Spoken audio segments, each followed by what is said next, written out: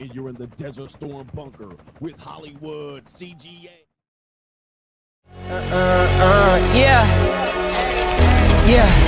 Legends ain't boring, they built from the grind. From benches to banners, we sharpen the mind. We sharpen the sword and promise and swore that we going hard and leaving it all on the floor.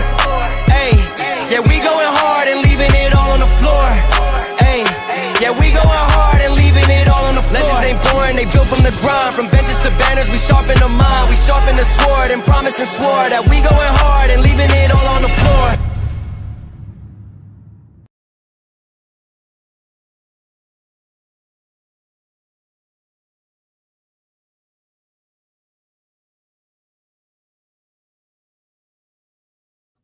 What's going on, everybody? It is Coach Greg Adams back in here with another YouTube live stream. Shout out to the Coach gang in the building for being here, being involved, and being active on this YouTube channel. And welcome back to the Boss Up Show, Sydney, Australia edition. Part of the Free Agent Lifestyle podcast here on the Free Agent Lifestyle channel. You in here with the Bruce Wayne of this ish, the King of Kings, the King of Content, and the Speaker of Truth, yours truly, the Notorious One, aka Mr. Coach Hallie, better known as the prognosticator Coach Straggle. And you're in the Desert Storm bunker. You're in the Good Day Mate Desert Storm bunker with none other than EWF. That is every woman's fantasy. But you can call me CGA, see God Allah, and I be the 14-time demonetized champion of YouTube. All right, welcome to Sydney, Australia. All right, shout out to all the worldwide, nationwide, free agent world travelers in the building. We're traveling the world, and and I can't find my baby. We got a great show for you lined up today. Today, we're just going to kick it for a little bit as the time difference and the jet lag has been whipping my ass like a can of whoop ass. We got a great show for you lined up today. We're going to kick it for about an hour or two and chill with you on a Black Friday for you guys and have a great show for you guys just in case you have the day off at work or something like that. I know it's been difficult to get you your work week without the Notorious One, but I had to fly over the friendly skies into Oceania and get over to the Good Day Mate Flatback Supremes out here. But I discovered something just like I discovered in the UK. We'll talk about that later on in the show. All right, so we got a good show here. The name of the show is the number of men age 25 plus that are virgins. It should say that are virgins are on the rise. I should change that. All right, it says the number of men age 25 plus are on the rise. All right, yes, it's early in the morning here on Saturday morning. I'm in the future, but let me see here. Where are we at here? How can I change the caption here? Let me see if I can do that live. No, oh, what the hell is that? All right, I don't even know what that is. Let's see. The number of males. Here we go. We're going to edit it. The number of males 25 plus on the rise. Let's put male virgins. All right, male virgins. That makes a difference to the title of the day show. You're like, why am I going to watch this shit? The number of, maybe if you watch the thumbnail, stuff like that. All right, it is Saturday morning here in Australia. All right, in Good Day Mate. It's so early in the morning that I didn't even set up my studio. I'm like, we're going live raw. All right, raw, no condoms. Speaking of no condoms, we have a woman who's a couple of weeks ago says she's anti-condom. She likes it raw, and she likes men to come inside. All right, she likes men to come inside, basically saying you're weird if you're a man and you put a condom on. You're weird. We're going to talk about that coming up in today's show. I've been warning you about the normies. But you guys simply don't want to listen to me. I get it. All right. I've been trying to tell you this for years. And we have much, much more, including Straggle and Sniggle Theater and some boss up stuff for you for this particular method. But to contribute to today's show, $, the Notorious CGA on the Cash App. It is Venmo, Coach Greg Adams TV, PayPal, paypal.me/Coach Greg Adams. And that is near the top of the description box on the Free Agent Lifestyle channel. And you can still super chat by clicking the link on the top of the live chat on the Free Agent Lifestyle channel. No sound effects. All right. It is 7:40. It is 7:40 in the morning here Saturday. In the future, I know it's Friday afternoon for many of you people here, especially the people on the West Coast. I'm a West Coaster in the United States, not in Australia, but I'm a West Coaster in the United States. We're 19 hours ahead of the West Coast. 19 hours ahead. We're in the future. And I've been telling you, I've been living in the future since I've been on YouTube. I've been saying since 2020 that I'm in the year 2032, and we're getting closer to the year 2032. But I'm in the year 2032, and I'm in the future here. If you're watching me here from the United States of America, and if you're watching me on the West Coast of the United States, I'm 19 hours ahead of you in the future. All right, so yeah, that's the new world order, all right, at its best.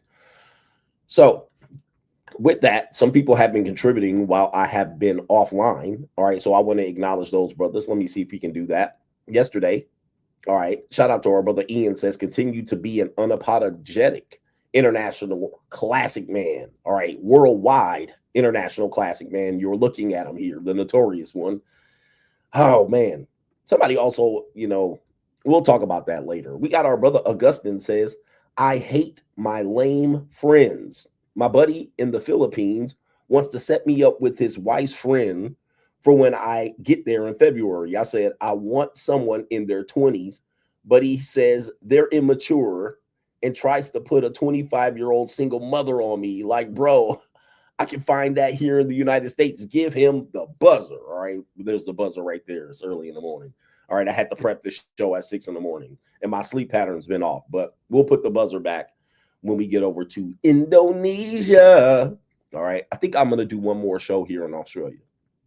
All right. I got a few more days here, but the Ling tour takes place coming up soon. We're going to hit the Ling tour, and I could have hit the Ling tour started now, but I'll talk about that later. Shout out to your buddy out there trying to set you up with a 25-year-old Filipina single mammy. Did you say 25? Oh my goodness. All right. 25-year-old single mama Filipina. It's like, why do I go to the Philippines for a used up 25-year-old Filipino? Why? I can stay over in Las Vegas for that.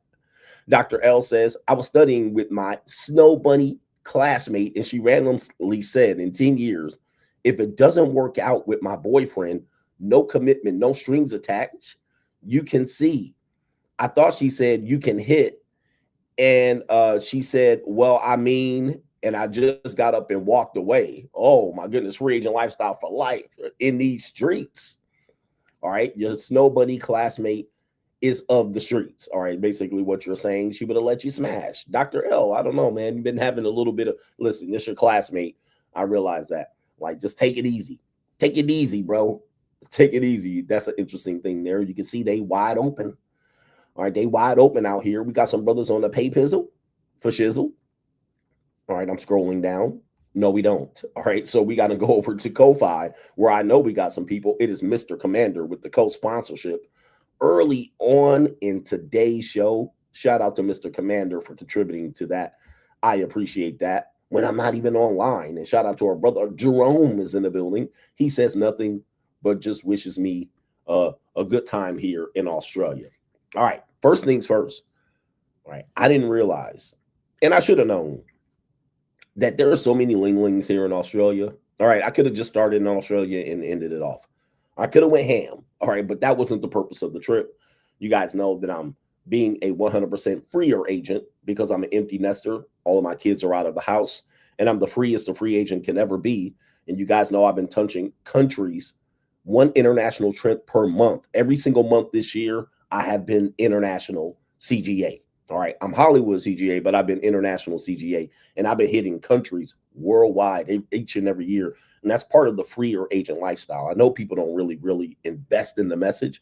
All right, they're like, what does the free agent lifestyle mean? What does it mean? All right, and I'm like, I literally spell it out for you. And then when I say that, they get offended. They're like, well, you're just trying to sell me a book. And I'm like, all right, it's like, I mean, yeah, because I can't say the same thing every stream. I can't just spell it out every single stream, the same thing. I mean, that would be boring for the people to rewatch. All right, if I just keep repeating the same thing, if I have no growth, if I keep just saying, well, the 3 tenets of the free agent lifestyle. All right, so I spell it out for you just in case you want to catch up and you want to understand, but you don't. All right, so you're looking for a way to argue out of it. All right, CGA has no solutions. All right, geez. So I try to spell it out. So, you know, the travel aspect of the free agent lifestyle is and always has been part of the lifestyle. Okay. And I was traveling before I wrote the free agent lifestyle. Of course, I had my passport in the year 2003. And you know, people say, "Oh, you just a passport bro now?" I don't see any passport bros in Australia. All right, there's none here, zero. And matter of fact, there's not a lot of niggies here. All right, I can count on one hand the amount of niggies I've seen in Australia. I mean, two hands for sure. All right, one hand for sure, two hands for sure, and I haven't seen no American niggies here. As a matter of fact, I'm probably the only American niggie, but rock throwaway. Right, there's no passport bros here. There's zero. All right, it is not a destination. Number one, it's expensive. Passport bros tend to go to the inexpensive areas. All right, but we get that. All right, but there's no niggies here. But when people when people see me, they automatically might think I'm African, because there is a, you know, they have an immigration problem here, just like the United States. In all areas, colonialism. All areas, colonizer are being invaded. Just the borders are being ran over. Europe, United States, Australia has this issue too. And they said a lot of them, Africans are coming into Australia. So a lot of people might think I'm African until I start talking. And I had a woman's panties wet yesterday. She says, "You have a real American accent." She was like, "This is crazy." She was quite enthralled at my real American accent. She was like, "Your accent is actually a real American accent." All right. Yes, indeed. All right, it's a real American accent. So, yeah, man, it's not a lot of black people here. So this is not a, when I travel, I touch places where just I travel the world, and that's part of the free agent lifestyle vision. That's what kind of separates it from the popularity of the passport bro mindset. I go everywhere. I go everywhere, and that's always been the case. So we're touching now on our, I think our 14th country this year, right? Coach Gang International. I think it's 14th. And we're going to hit a lot more by the end of the year. We're going to hit them pretty much half of them on Asia. So anyway, I'm having a great time. I hope you guys are having a great time too. And we do have some JUCO streams and money mindset streams coming up here to close out the month. So be on the lookout for that. The JUCO stream will be at a different time, but the money mindset stream will be at a perfect time. It will be almost middle of the afternoon on Monday when we do the money mindset on our regular time. It will be regular time for you. Also, is it Black Friday today? All right. All right. Is it Black Friday today? It is Black Friday today. So what I'm going to do for you guys here, you know, I got my course coming out. It is already out, and it is, man, I'm very pleased with the first week of sales for the monetized dating course, the luxury dating course. We're really, really separating the men from the boys. We're separating the pack from the future of the monetized dating marketplace. This can no longer be denied. And we're having a lovely time doing so. I'm having a lovely time transitioning into Hollywood CGA, and I'm going to break the mold. I'm going to be one of the first ones to talk about this openly. I know there's a lot of people talking about it now. All right. They're starting to get it. All right. Especially men that are 40 plus. I'm seeing a lot more people talk about this openly, but the monetized dating marketplace is here to stay. All right. So you guys can get yourself a discount here, more than likely, or you can get the link right there to the monetized dating course if you guys want that, because the future is here. Even in Australia, mate. All right, they monetized up in here.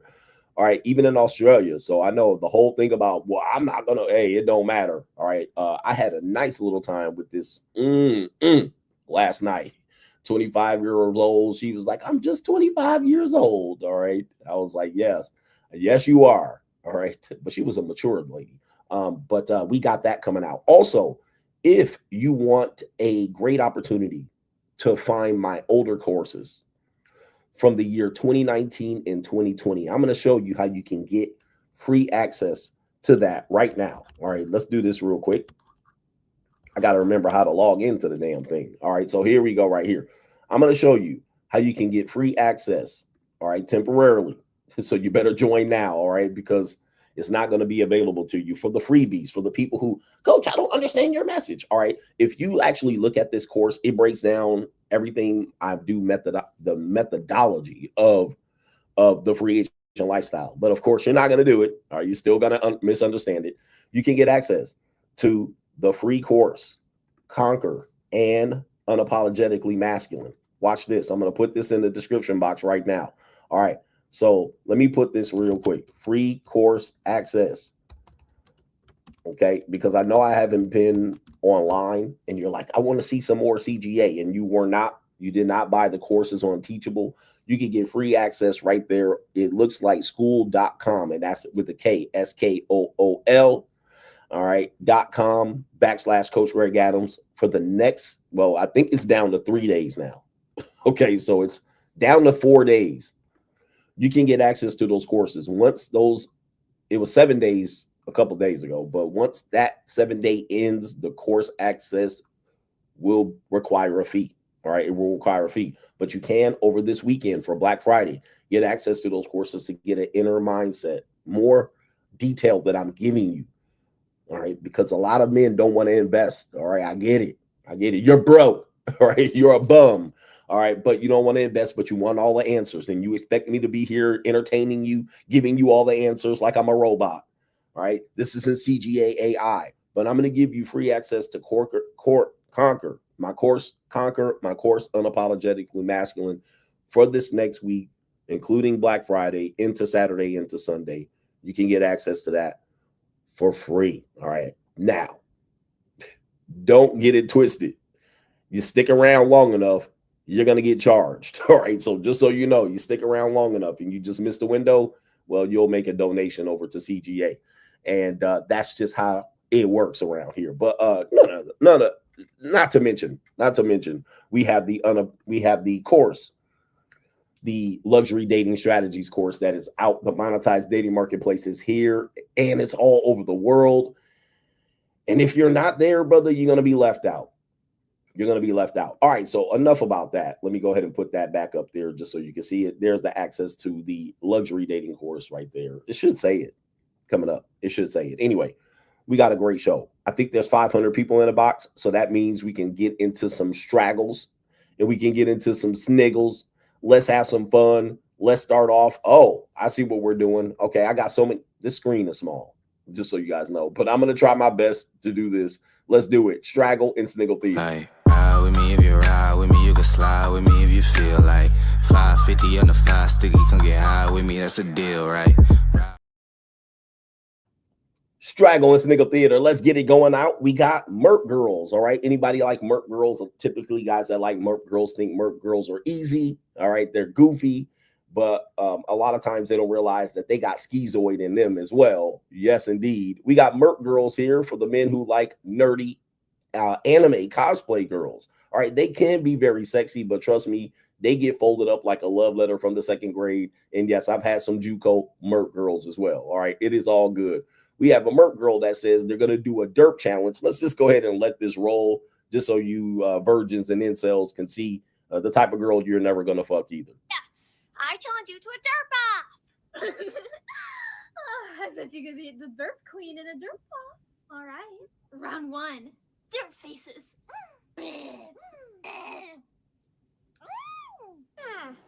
The best derp faces, you say? I think I can pull that one off.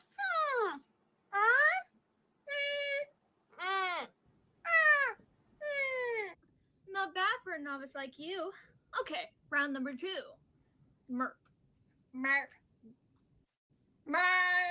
Oh, the humanity. Oh, my goodness. All right. What the hell? I'll do the sound effects for you today. All right. There you go right there. We have derp and merp. All right. All in one.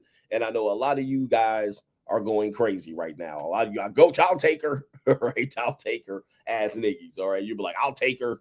There you go right there. These are some girls right here. Trust me, I have a couple of these cosplay girls. They freaky in bed too. And they like it raw. All right. But anyway, there you go right there. I think these are your daughters that are not out there.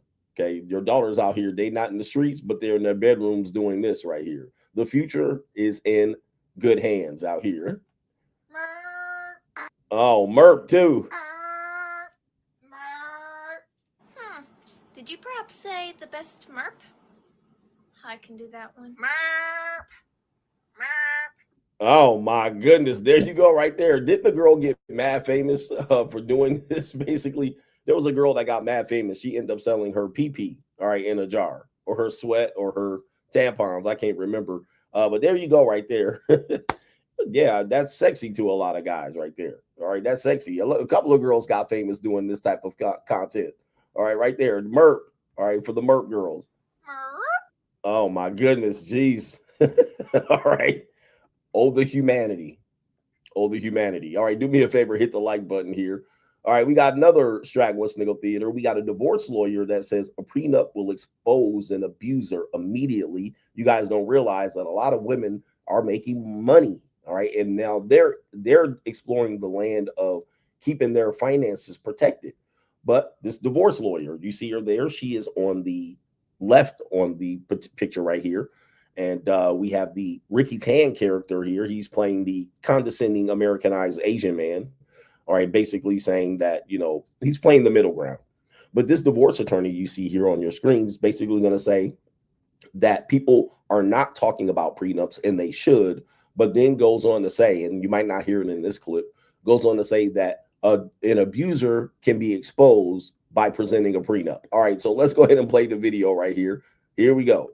Like the other person, like for both people, like another human being saying to you, I'm going to commit myself to you, is not something that comes for free, right? Yeah. It's a huge, huge sacrifice and commitment from the other person that you have to respect, and there needs to be reciprocal effort for it to work. And I think people forget that, or people were never taught that. Yeah, I absolutely think that. I think, you know, abusive people exploit that. They don't want to have these conversations about getting yourself organized. The amount of people that are like, how did you, in comment sections, you know, like how are these women getting married, never having had these conversations? You'd be surprised how many people, men and women, are not having these conversations. And I honestly, my new advice, I'll quote you on this, but I really feel like prenups are going to expose the liars. More women should be asking for prenups, not because they're trying to get money, right? But just sort of like suss out what kind of person you are. Put your money where your mouth is, you know? Yeah, absolutely. All right. Okay. All right. So you know what? That's not bad advice. All right. You guys know in my book, The Free Agent Lifestyle, I talked about the prenuptial agreement and the free agent lifestyle. People seem to gloss over that and miss it. All right. They're like, Coach ain't giving solutions. And I literally talked about it in the book, and I pointed it out, and I read it. And I said, hey, this could be an option for you. It's not an option for me, but it's an option for you for protecting yourself. And if you don't go down that mindset, if you don't go down that conversation, and you can't have that conversation before your wedding, trust me, when you're getting divorced, you're going to wish you had that conversation. It's a $3,000 to $5,000 conversation, and you can iron all the bullshit out. And like she said, you can expose the abuser. When you bring it up, the person that puts up the biggest fight against it is the abuser. Okay, so I agree with her on that one. Watch out for that particular thing here. You know, I'm not advocating that you get married, but this is the truth. You are going to expose a lot of people when you bring up the conversation. And we have this one here. Straggle Sniggle Theater says, this woman says her name is Zoe Spencer. She goes off on Chance the Rapper after he refused to give his phone number to her. It only gave her his IG. Okay, so you guys know this on the dating world. This has been something been speaking about. Even dating coaches been speaking about this in dating over the last, I want to say 3 to 4 years, where women have been saying, I'm not going to give you my phone number, but what I can do is give you my Snapchat. I can give you my Instagram. And for better or for worse, Gen Z looks at phone numbers as a very personal thing. But it also is an objection. So if you cold approach a woman, and she can easily object and say, okay, I can lead them down this rabbit hole. I can lead them away from getting my phone number by offering up a social media app in which I have no intentions to communicate seriously. And then I'm going to make you a fan, put you on my roster of followers, and then you can see me from there. Now, I don't know if you guys know, people who are cold approaching, they have now understood this objection, and they now they're asking for Instagram right up front. So they're not asking for the phone number. They're asking for the IG, and they're trying to go through the back door to be able to get into the relationship, which I think is not going to work. You know, you guys know me in the cold approach mindset. I'm like, you guys are just collecting numbers and contact information. You've done very little at that point. But now the shoe is on the other foot. We now have a woman that tries to get a celebrity phone number, and he gives her the Instagram, and she feels offended by it. All right, imagine that. All right, let's play the video. All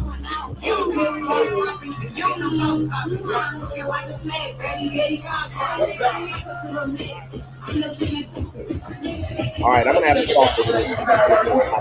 Why ask Chance for his contact, right? So we can exchange numbers because I'm trying to stream. Niggas gonna try to tell me, oh, I do Instagram. It's nobody. No, I'm not gonna stalk you, boo. I am not gonna stalk you, boo. It's never that. I'm not a weird person. Talk about get my Instagram. Oh, he don't know who the fuck it is. He don't know who the fuck it is. I'm not finna call you. I'm not finna ring you. Nothing. I would never even probably hit you until it's time to get to doing what we gotta do. Oh man. All right. So interesting take right there.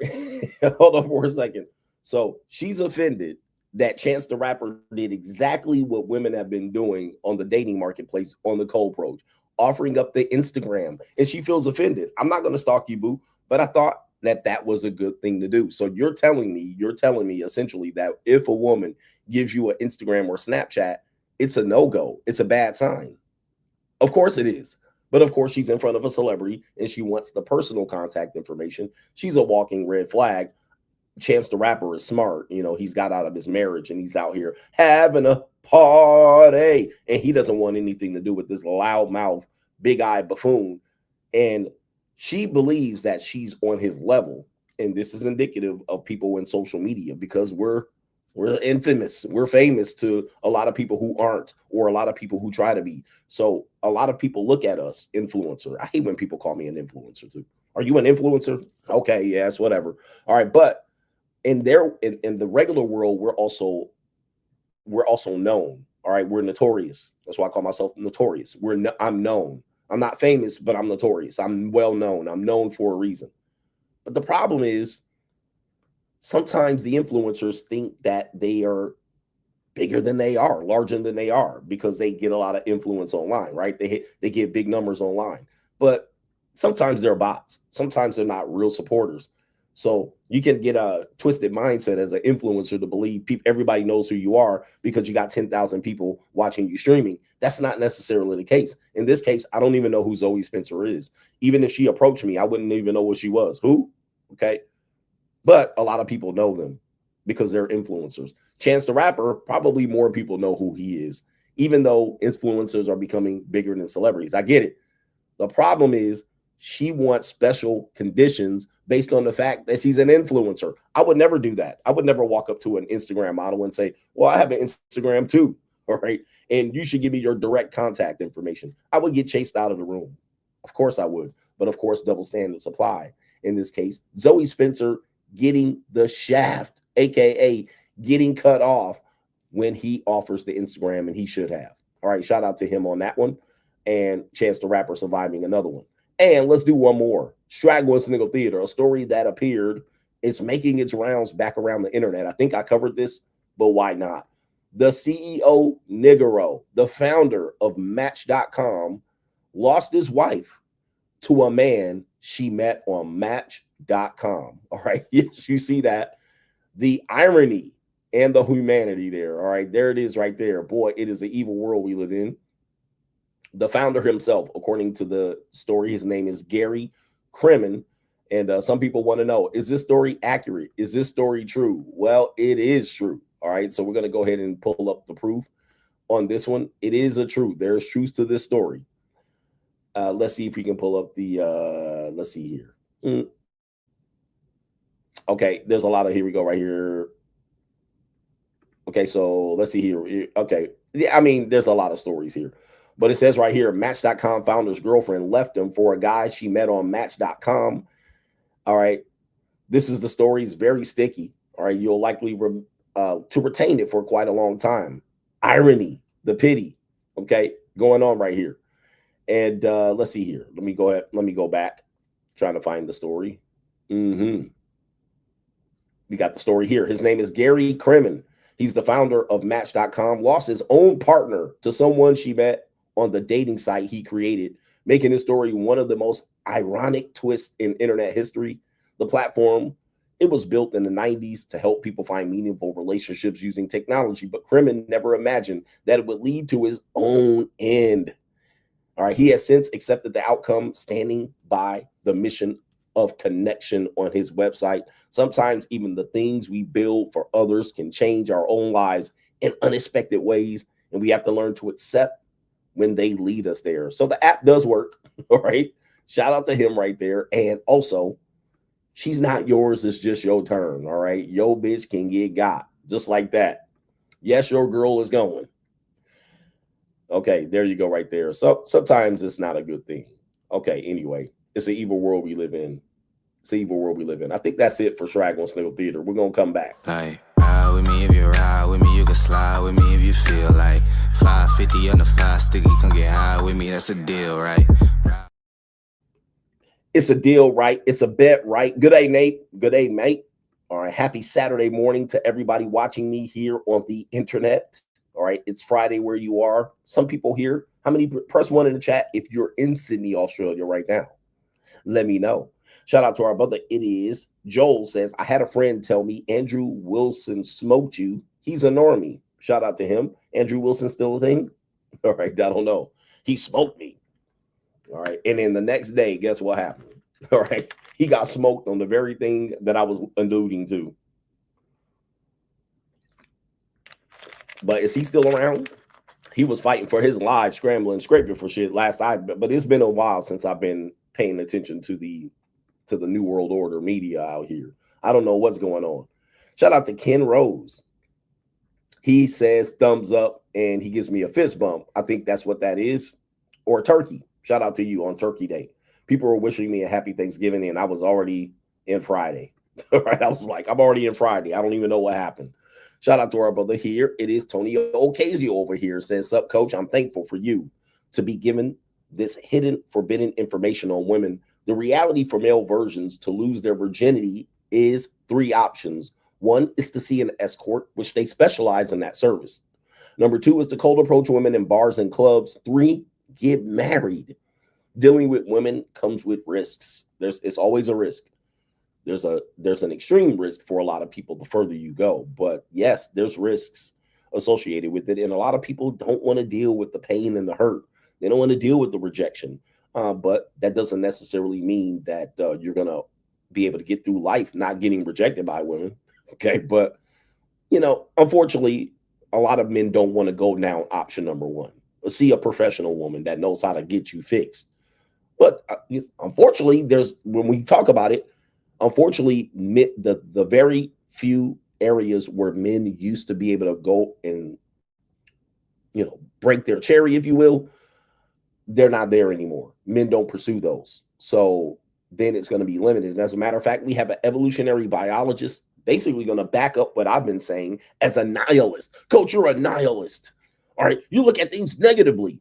All right. We're going to have a man who's going to look at it and say, we're not heading in a positive direction because we're basically changing everything we've been programmed for in our DNA over the last 300,000 years. All right. Let me know if you agree with him later on in the show towards the main event. But that's what's happening. That's what's happening out here. You yet, sus. Coach, welcome to my country of Australia, mate. I'm Black, LOL. He says, we have a lot of JUCOs here, though. A lot of Flatback Supremes. And he says, I'm in Sydney. Hope to see you if possible. I was going to do a Sydney meetup. All right. But, all right, maybe I'll do it and it'll be 2 people hanging out.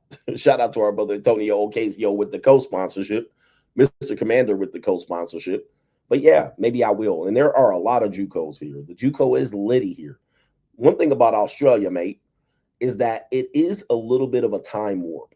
All right. It is a time warp. If you guys like, I would say Australia is a conservative city. It's not really a party town. All right. They hang out at bars, but it's not really lit. It's not really like a party town. Like if I compare Amsterdam and Sydney, there's not even close. All right. Amsterdam was way more liberal. Sydney's way more conservative. In fact, the way older women dress, and when I say older, I want to say women in their 30s. Okay. The way they dress, it stands out to me because it is like me going into a time warp. It's like me going back 25 years. Okay. Okay. Did I say Sydney and Amsterdam? Okay. So that's what I meant to say. All right. But it's like me going back to a land in lost time. And I'm going to show you why. This is an important conversation because a lot of you guys don't know about this. The older women in Sydney, when they're in their work clothes, they're wearing like old muumuus, okay, flowery panel dresses. Now, occasionally you might see a woman under 35 wearing like some, you know, like the tight form fitting, like the little leggings and stuff like that under 30. All right, going to work. And of course, I was here during the work week. So I was out in the downtown area watching women going to work. All right, watching people go to work as I'm walking up and down the streets.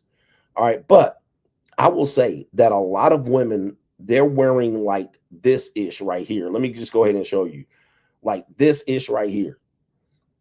Right there, like this will take you back. All right, covering the knees, this type ish. Okay, covering the knees and the ankles, this type ish. Let me go ahead and show you another example, and you can just see it walking down the street. You're like, wow. All right, these people are literally wearing the whole 1990s mama's moo shit. Like, holy mackerel. Let me see if I can find another one, another example of that. So I don't know what part that's another example right there. Okay, there's another. I'm going to pull up several examples so you can see. I mean, the knees covered up and the ankles covered up type ish. All right, so there's another example there, just so you don't see that I'm not making this up. Let's see here. We'll give you another one. I was like, man, this really stands out. Like, I'm noticing that this is a thing. Let me show you this real quick. All right, even the Lings too. All right, damn. Okay, that was a good one, but I pause it at the end. Okay, so here we go right here. So even the Lings are doing it. You see right there? All right, it's fully covered all the way down. All right, all the way down. The two ladies right there. I mean, knees and ankles covered. Yeah. All right, Andrew Wilson will be proud of himself. All right, Andrew Wilson will be like, that's the proper attire. So we're going to show you two more ladies here. All right, this is an example right here. The two more ladies there. Okay. So from the sun, yeah, but like, yeah, I mean, this is the summer. This is the summer. Fully clothed, but it doesn't matter. It's black, white. I mean, well, it's not black. There's not a lot of niggas here. Let's see if I can find another one example here. Let's see. Oh, yeah, this is an example right here. Let me see. Was that the woman right there? All right, so they're indoors, fully covered. I mean, this goes back. This goes back. It takes me back to a different time. There's another lady right here. All right, there you see her right there. Okay, fully covered. So this was like me in the 80s and 90s. This was more common than you would think in the 80s and 90s in the United States. But for the younger women, yeah, I don't, you know, once the nighttime comes out, obviously people get a lot more revealing at the nighttime. But during the daytime, they definitely, a lot of people were wearing that. So I found that to jump out at me like, interesting. I don't know what it's about. But yeah, man, Andrew Wilson will love that. All right. It's possible to go back in time. All right, here we go right here. Oh, another thing about here, and I was going to talk about this. Here's the thing about this, man. This is why you do have to get out and travel, because you're going to open your mind to a world that you really realize that you live in a small world, very close-minded, and not a lot of people can afford to do so. I realize that. That's why we constantly are telling you to boss up, is because when you travel, the things that you deal with in the United States, you certainly don't deal with abroad, right? And people do be looking for racism all over the seas. I'm like, man, you wasting your time. But I haven't experienced any of that here. But here, the number 2 most populated people here, you have Europeans and the English. I don't know why they separate the two. And then you have Lings. All right, there are so many Lings here in Sydney. All right, that I could have started the Ling tour off with a bang. All right, I could have started it off here, but I'm going to 6 or 7 different countries after this, so I didn't want to get started. All right, I was here just for the flatbacks, but Lings are everywhere here. All right, there are so many Asians here. In fact, I think the number 1 country, China. The number 2 country, I believe, is I can't remember. Philippines is number 3. China was number 1, and there was Vietnamese. Vietnamese was number 2. So they're everywhere. They're everywhere. Just like, you know, you're never gonna miss a Ling here. And yeah, just so you know. And the Lings are like Mexicans in the United States. I'm not trying to get canceled this morning. The Lings are like Mexicans.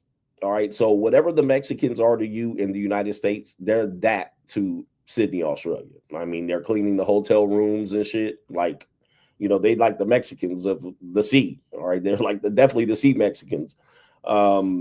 So they cleaning the hotel rooms. They doing all the Mexican jobs, the jobs Mexicans would do in the United States.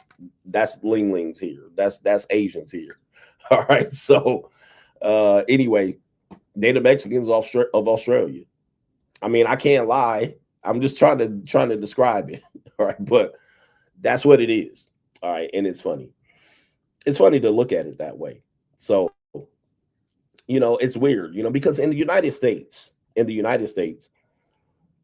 you know, our interpretation, and this is why it's important to travel, right? This is why you're going to come back to the United States with a clear mind. In the United States, there's only a certain, I think Asians represent the fourth largest or the third largest minority, all right, behind blacks and Latinos, or Latinos, blacks, and then Asians. I think they're the third most common minority, basically ranking fourth in the pecking order of racial demographics, if you will. Well, and then when you chop up where all of them from, it's in pieces. It's in shambles. So when you have that perspective, a lot of times the people that come over, sometimes they're poor and you never see them unless you go to Chinatown, or if you go to areas where they're suburban and their family has a cleaners or a donut store or a Chinese restaurant, and they're, you know, paying for their kids to get educated and tutored so they can have a pathway out to become an Americanized, condescending Ling. You have an interpretation that they're all smart. All right. They're all smart. They're bright. They're brilliant. Well, I mean, that's not necessarily when you get to their country. They got some dumb ones too. They got some impoverished ones too. But sometimes you're looking at them like, oh, this person's, oh, they're Asian. They must know how to do math. And they don't. They're out there working at the coffee stand. That's it.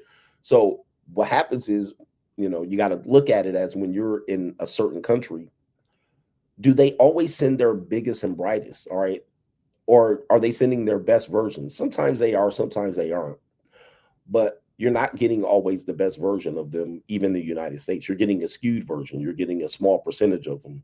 And then you think that represents all of them in their homeland. And it's not necessarily true at all. And anybody that disagrees with me, just describe the passport bros. All right. Are they getting the best version of Black American men? The answer is no. They're not getting the best version of Black American men. All right. They're getting a small version of African American men. Sometimes they're getting a passport bro or a passport pookie. You never know what they're getting. So don't just assume that you're getting their best and brightest when they come over there. All right. You're getting a version of them, but that represents a small percentage of them. In fact, people in China, there's 1.4 billion people in China. They're going everywhere. They're trying to get up out of there because the competition is so stiff, to try to survive in China. So they're hitting everywhere. They trying to get up out of there and find a way to compete. 100%. Yeah. Somebody said this, and this is funny. Most Americans, they hear a British accent and they think the person's smart. We all have that. We've been trained for that. Just like we've been trained that a Russian accent means an evil, cold person. When we hear a British accent, we think they're smart and intelligent, and they're dumb as a box of rocks. That doesn't mean they're smart, but we hear that accent. And I dated a couple of girls that had a British accent, and boy, they sound smart. But for real, sometimes they be dumb. They just dumb and dizzy. Like the same thing in Australia. Like you hear the accent, and the girl's like, "Well, I'm only 25," but she has that English British accent, and you're like, "But you sound smart and classy." But she's just like a young girl, dumb. She's just like a 25-year-old dumb girl, just like a 25-year-old dumb American girl. She doesn't see herself as smart nor classy. Now, the reason why she might appear classy is because they dress classier. They don't dress as skanky here. So she appears classy, she appears mature, but in her mind, she's young. I'm only 25. Right? So it's crazy. But yeah, you know, a lot of things we've been conditioned and groomed in believing about ethnicities, and you only are going to realize it when you travel. You got to travel. Free Agent Lifestyle has been prescribing travel for you guys since the year 2018, not just to third world nations, but to all the world, so you can see what's going on out here. So you're not ignorant. Yeah, indeed. All right, what are we doing here? Do we have some more supporters? All right, I'm trying to log into Venmo and it's not working. All right, and of course it does work here, but it's not working. I don't know what's going on. But we got 700. We have 700, almost 800 people in the box. So do me a favor, hit the like button, and bear with me as I go through this little ass screen. Okay, this is a crazy thing here. So we got how many people here over on the paid pizzle for shizzle? All right, we're going to start with this brother right here. And we have no government name. It's Weeland. Says, Coach, heading for Ling land. Enjoy, sir. Yes, I will. All right, I'm going to enjoy and partake 100%. And I'm a few days from hitting Ling Tour 2025. Which country do you think I will like the most? We have our brother here, Pro Mansplainer, says, Coach, I have a saying that I saw once in the chat that says, women want 3 A's, authority of men, advantages of women, and accountability of children. The 3 A's, the authority of a man, advantages of a woman, and accountability of a child. All right, that cannot be disputed, sir. I think you make sense there. The 3 A's, so you better be ready for it because they want it all. Brand new socks and draws. We have our brother, Officer Brayon, says, greetings, Coach.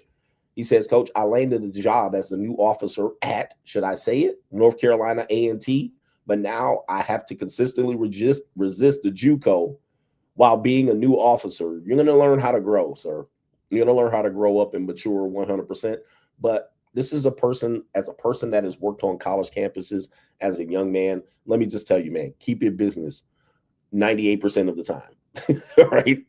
You know, you might be able to read the room and you'll be good, but don't trust these young college girls. They know how to become a victim. Keep it business. All right. One of the reasons that I passionately pursue a JUCO now is because when I was in my 20s and 30s, I worked on college campuses and it was a no touch zone. So I had to repress my thoughts for many, many years, like really almost 20 years. I had to repress the thoughts of being around young college age women and not putting hands on hips. I had to literally be, and some of the time I was married. So I really had to put it behind me that I saw these women as objects of desire. So once I got out of that particular career, then guess what? Making up for lost time, right? Now I'm like, yep, no longer have to repress these thoughts. Now I can go ahead and put hands on these hips and see these women as what they really are. All right. Objects of desire. But shout out to you for working at the university. You'll be able to become a man by resisting temptation. And always remember, never mess with the college girls, but you can mess with their friends. All right. So if the friends are not on college, that's a go. Anyway, that's a go. So shout out to you. Congratulations for getting that particular job. And I've been on that campus, and boy, yeah, you're in for it. All right. You are in for it. All right. You're going to be able to be tested here. Keep it professional 99% of the time. Our brother here, Ryu, says, watching you live from Moreno Valley, California. This will be my last time I visit my birthplace. All things considered, all I can say is, wow, no explanation needed. As you would say, oh, the humanity. Wishing you safe travels, respectfully, sincerely, and kindness. Regards from the Dragon of the East, Ryu, in Moreno Valley. All right, visiting his birthplace. And it probably is not very good. Okay, that's what he's saying. Oh, the humanity. Again, travel, gentlemen. Travel. Get outside of your area of comfort because you will realize most of the people around you, they ain't doing shit. J. Cool, I'm on a 10-year cycle. And in my 4th year of the 10-year cycle, I have come a long way and I'm far better financial place as well as mental place and learning a lot. I made mistakes, learned from them, and moved on. I do not pile on my mistakes with more mistakes. Hashtag the free agent lifestyle. Shout out to you. Also, we call that the compound errors, right? The compound errors. Basically, when you make a mistake, you don't make another mistake. When you turn the ball over, you don't turn the ball over again. You got to make up for the mistake that you made and not continue to make the same mistakes over and over again. Shout out to you. You're in year 4. Let's get it. And our last one, no government name. He says, I took my buddy to Hako on a fishing trip this weekend, currently setting up a 2 versus 4. Pure debauchery this weekend. Oh, the humanity. Shout out to you in Jaco Beach, Costa Rica, setting up a 2 versus 4. And that's easy business. If you want to get that on, them girls are more than ready to do so, but do so safely and make sure you get the ID. And Jaco, there's a lot of underage girls there working. And make sure you get the ID because there could be a sting. But let me tell you, it's open for business in Costa Rica and Jaco. Shout out to you. And y'all all gonna be in the same room. Train game. We got FU Boss Up here. Thank you for those contributions and the messages. We got FU Boss Up.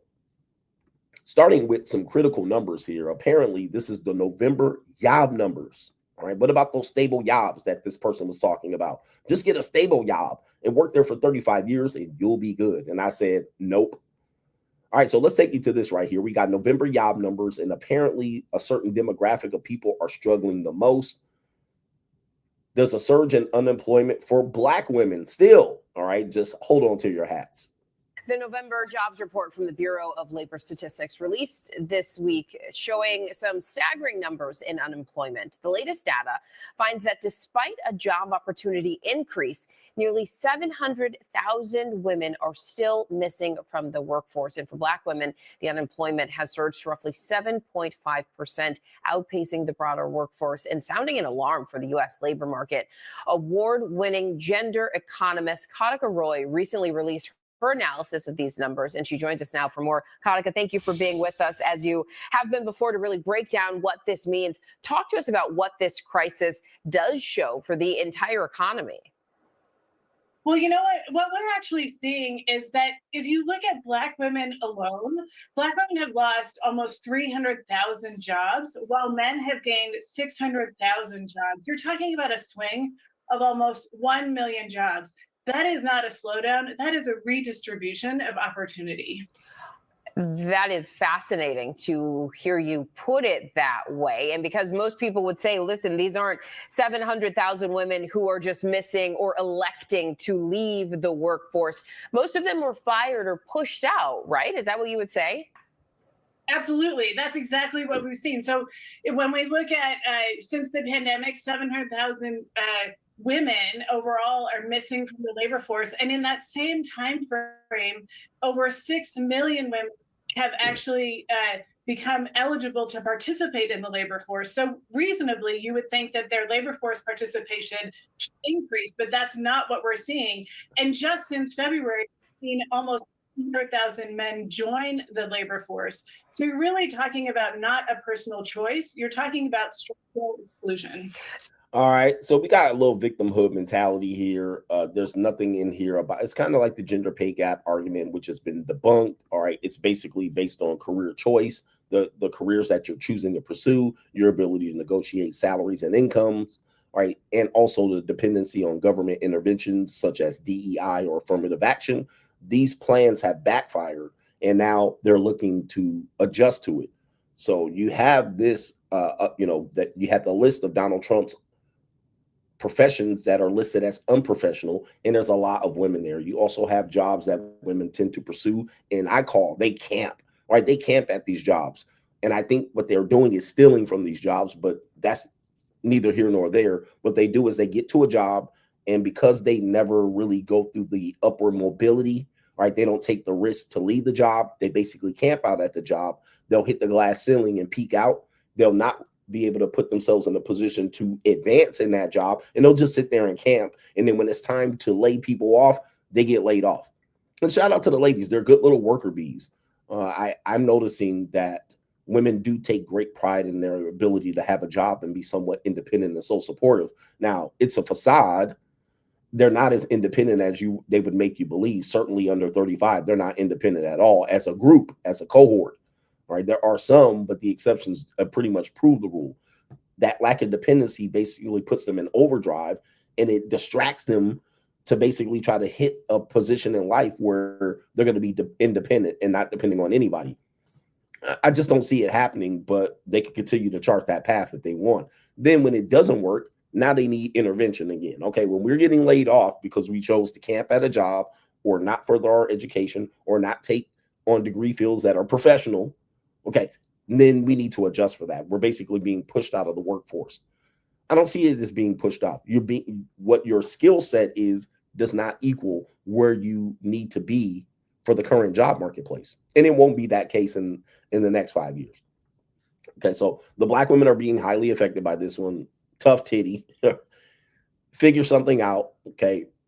And, try not to use the victim mindset, but I think women in general are going to find it difficult for them in the next 5 to 10 years to find success in a marketplace where there are going to be things that are going to easily replace you. AI is one of them. And then also entry-level work for men is another one. As soon as the men snap out of it and start getting back to work, all right, the women are going to be pushed out of there. It's not that hard. All right, it is what it is. Good luck on that one, but they're going to need to boss up. They're going to need to boss up in that mindset, but it ain't my fault. Okay, we have another guy here on Fuck You Boss Up. He basically says right here, and this is the truth right here, we got a do-rag nigga. Well, he's not wearing do-rag. He has some sort of cap on his head. Let's see what he's got. He says, my lick back is getting money. I don't give a F what you doing, B.I. All right, so let's hear what he's got to say right here. And bitch, my get back is getting more money. Like, bitch, I don't give a fuck about what you do.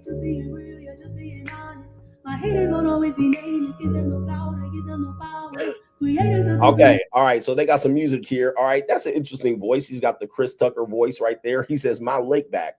I would have went get back. All right, but of course, Black people, white people, people in Australia, when a man says they get their lick back, all right, that means the lick used to not be an actual lick. All right, it used to be a hit. Like, I'm going to give you a lick. All right, I know times change, just like a goon. A goon used to be a thug. Now a goon, not good. So a lick back. All right, you hit me, I'm going to get my lick back. All right, that used to be a thing. But so he says his lick back is going to be getting more money. And I have to applaud him. That's true. One of the things that, catch a lick, right? But one of the things that I've always tried to show people here, and I've been unapologetic about it. Kevin Samuels used to say he's an unapologetic capitalist. People like to criticize a person that is hitting a lick, and then they want you to stop hitting that lick. All right. Don't sell nothing. Don't make no money from doing it, but keep doing it. All right. But shame on you for making money off people for that. Like this whole survivor's guilt that they try to put on you, all right, because you found a way to earn money there. You shouldn't earn money that way. And I'm not going to buy anything you have. Okay, fine. All right. But this guy is saying in my book, what I said in the Free Agent Lifestyle, one of the parts here, and I'm not trying to give away the book, is that at the beginning of the book, I set up that my potential skill set, my ability to be charismatic, to be able to publicly speak, I said I should have been a millionaire by 25. But because I chose, which is chapter 1, the mistake, I chose to start a family, that set me on a path to not become a millionaire. Then once my divorce hit, I went back on that path to make up for that lost ground, to be able to go and say, I deserve to be a millionaire, and I will be. So that whole thing has been a part of the Free Agent Lifestyle since the beginning. But what people see is that, oh, he's out here trying to make money from social media like an idiot. Yeah, people make money. And part of that revenge, part of that is being successful is the greatest revenge. It's like for men, I want to teach you this. And I taught this one guy. He's a very successful social media star. He's associated with someone that is manosphere adjacent. I'm not going to name names, but I was having a conversation with him one time, and I was doing a collab with him. And he said, if a woman did something to him, he would get revenge on her. And then he was like, he couldn't stand it. And they kind of like the pimp model, kind of. There's a lot of pimpism in their conversations, but he was like, nah, I'm gonna get my revenge. And I was like, dude, I said, listen, success is your best revenge. When you're talking about a man getting revenge on a woman, the best thing you can do is become successful. Getting revenge does nothing. It actually prevents you from growing. It actually makes you crawl on your belly where she's crawling on her belly. It makes you get in her sandbox. She actually wins when you're trying to get revenge because you're giving her attention, because attention is their currency, whether positive or negative. Because you're thinking about her, she's like, I'm living in your head rent free. So the best thing you can do is get revenge on them by becoming more successful, whatever that is, making more money, getting into a different career, moving on to a different area of life, not getting married again, staying single, fucking 20 women in their 20s. Like, that's what bothers them. That's what bothers them. Ignoring them, ignoring them. All right, that's what bothers them. Going after them and trying to make them, experience the same pain by causing the same pain she's caused on you. Like, she cheated on you, so now you got to cheat on her. Humiliation. This is not going to do it. Okay, this is not going to do it. You need to get revenge. You need to get revenge by making more money. All right, and that is going to last longer than you getting that temporary satisfaction of putting some pain on an individual, right? To make them experience the same pain as you, because men and women experience pain differently.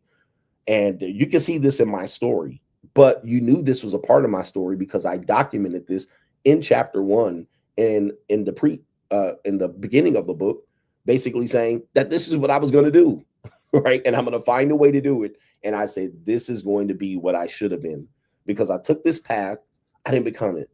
It actually prevented me from doing it. Now I'm in the system.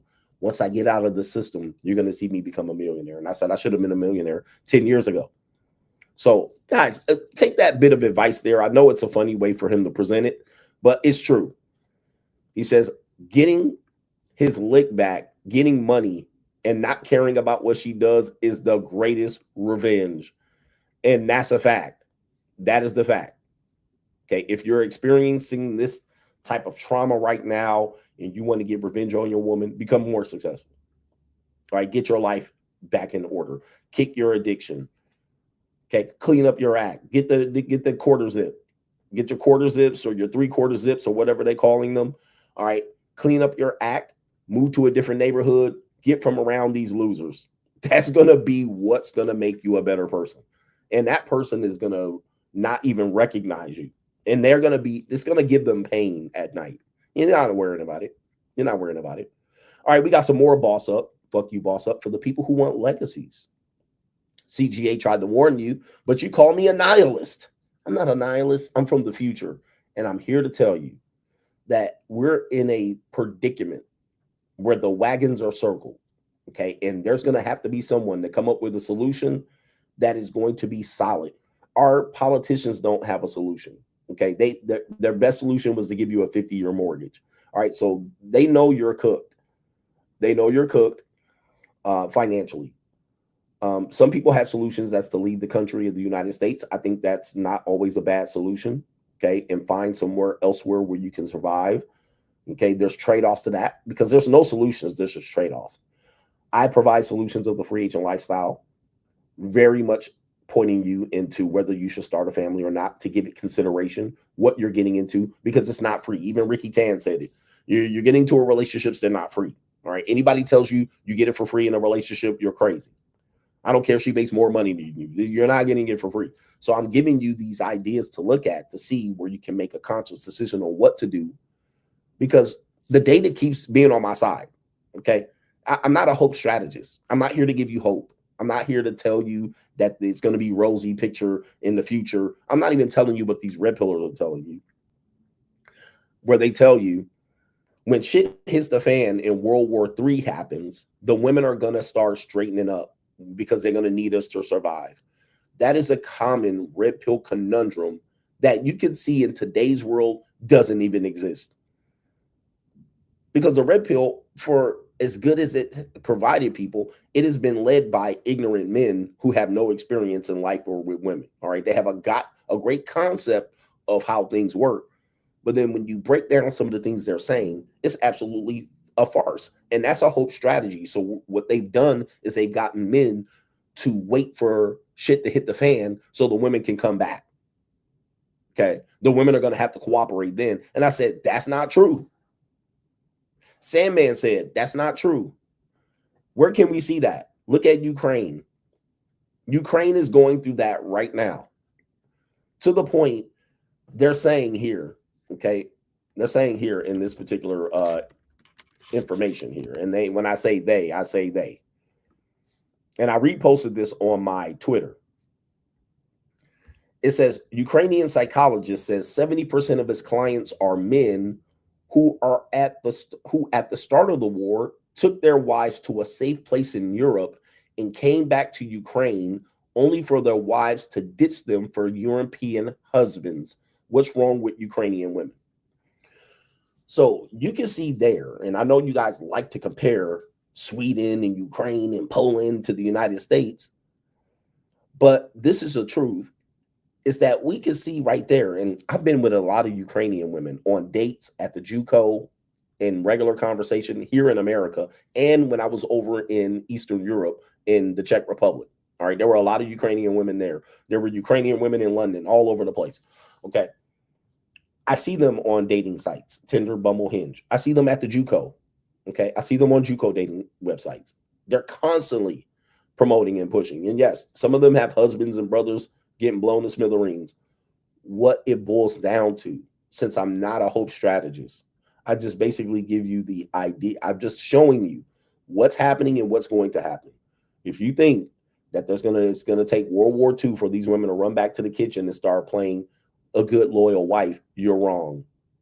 They'll go with whoever wins. We've seen this in World War II.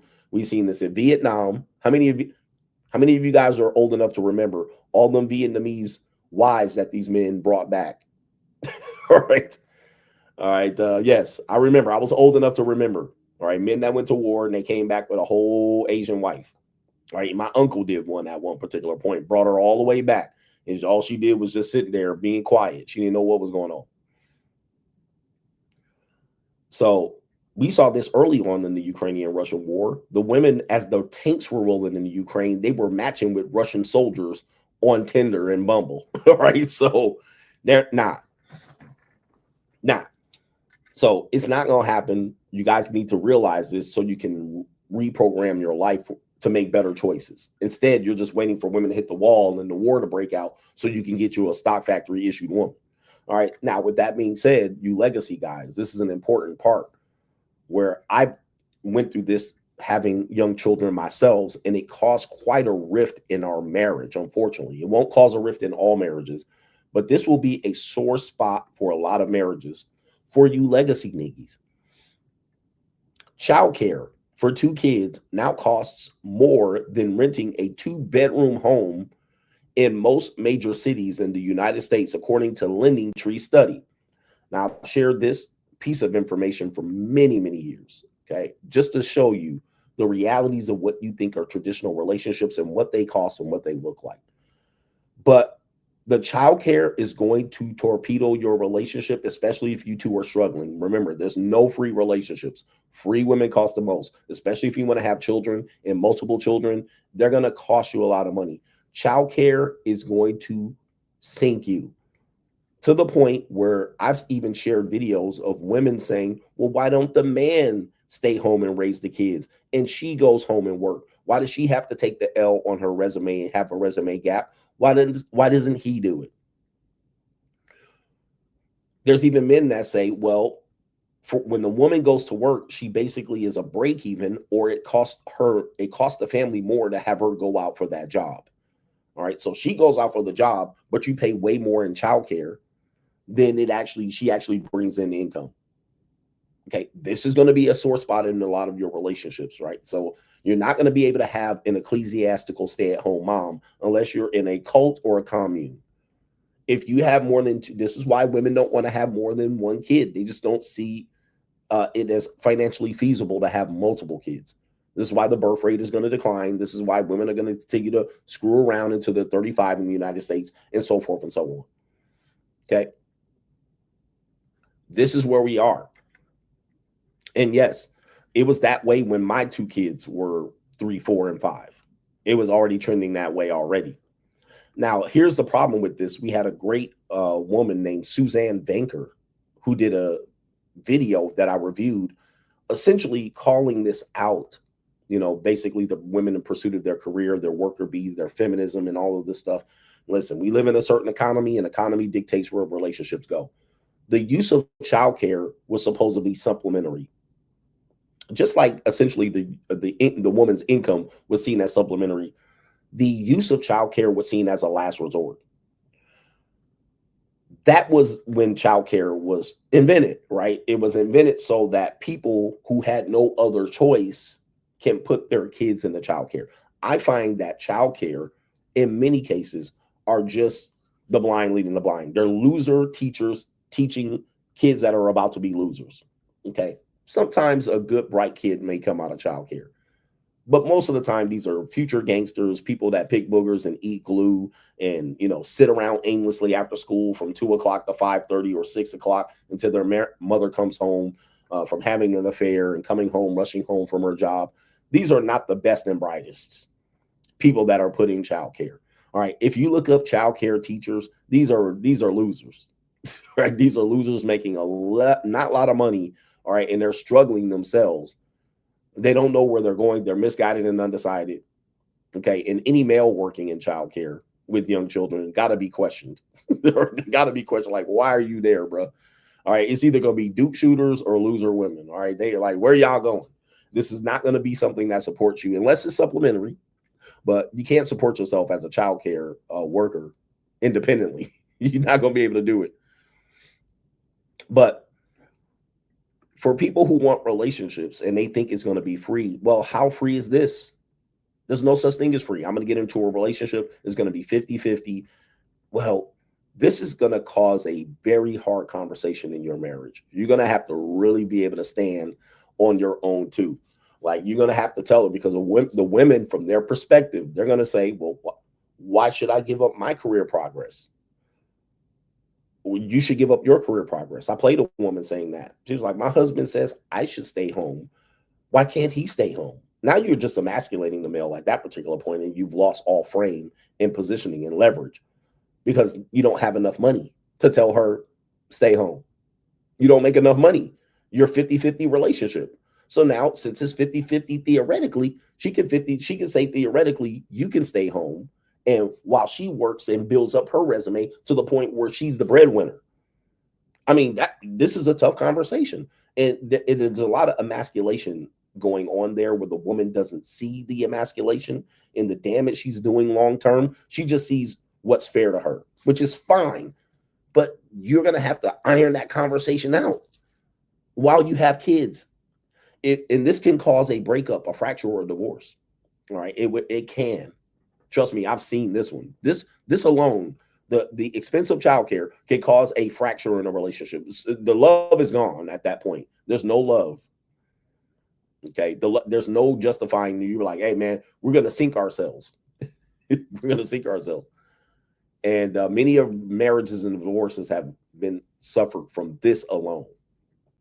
If you're able to get the woman to say, like, you have leverage and you say, look, I'm going to take care of the family. I'm going to take care of you. She has to believe and trust that you're going to do that.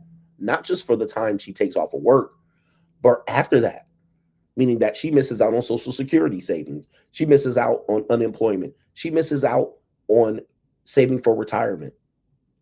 So this is why I say when men say relationships are free, I laugh. I'm like, what type of relationships y'all working on over there? That's not free. And oh, trust me, let me tell you something. If the money's tight, she ain't going to give up a lot of vagina. Okay. There's a high likelihood that if you guys can't settle this, forget about having sex with your wife consistently. Now, people always wonder why I bring these conversations up, why there's sexist marriage and why there's this and why there's turmoil and why there's roommate situations. This is one of the reasons why. This alone is one of the reasons why you're not in a loving, faithful relationship. Now, all of a sudden, you're struggling, right? You're struggling, and you're like, why are we having intimacy issues? Childcare is eating you alive, and no one has a solution out of it. Once you have the kids, you got to find a place for them. Okay, you got to find a place. Some people will do this. This is what they do, and I'm gonna tell you the normie solution out of this. What they do is they wait for those kids to go into public school. Now, this is going to be a mistake, another mistake that you're going to pay for a longer period of time, because I'm not a big fan of public school in the United States. All right. I call them indoctrination camps. I've worked in public schools. Most of the teachers are morons. Okay. Your kids gets lost in the system. It's the school to prison pipeline. it's you basically going to be assistant manager at Baskin Robbins. All right. Most kids that are in public school, 80% of them, 90% of them, they're not going to benefit from public school at all. They could benefit from homeschooling or private schooling more than that. Now, my point is, what people do is that they'll wait to that magical time where they can shove their kids in the free school. I have relationship experience here. I see people make this mistake all the time. So the woman is like, I can't wait. Soon as I get the first chance I get to shove my kid into pre-K, they're going to do it. And they shove the kid into pre-K or kindergarten, not ready. They haven't focused on preparing that kid for transition to school. And that kid goes into school and disrupts the class, or they're immature. And sometimes the school has to call a parent and be like, this kid is not ready for school. But because they're a public school, they got to take them. So they have to have that tough conversation. Like, don't just use us as a babysitting service. Don't use us to discipline your kid that you failed to discipline over the last 3 to 4 years.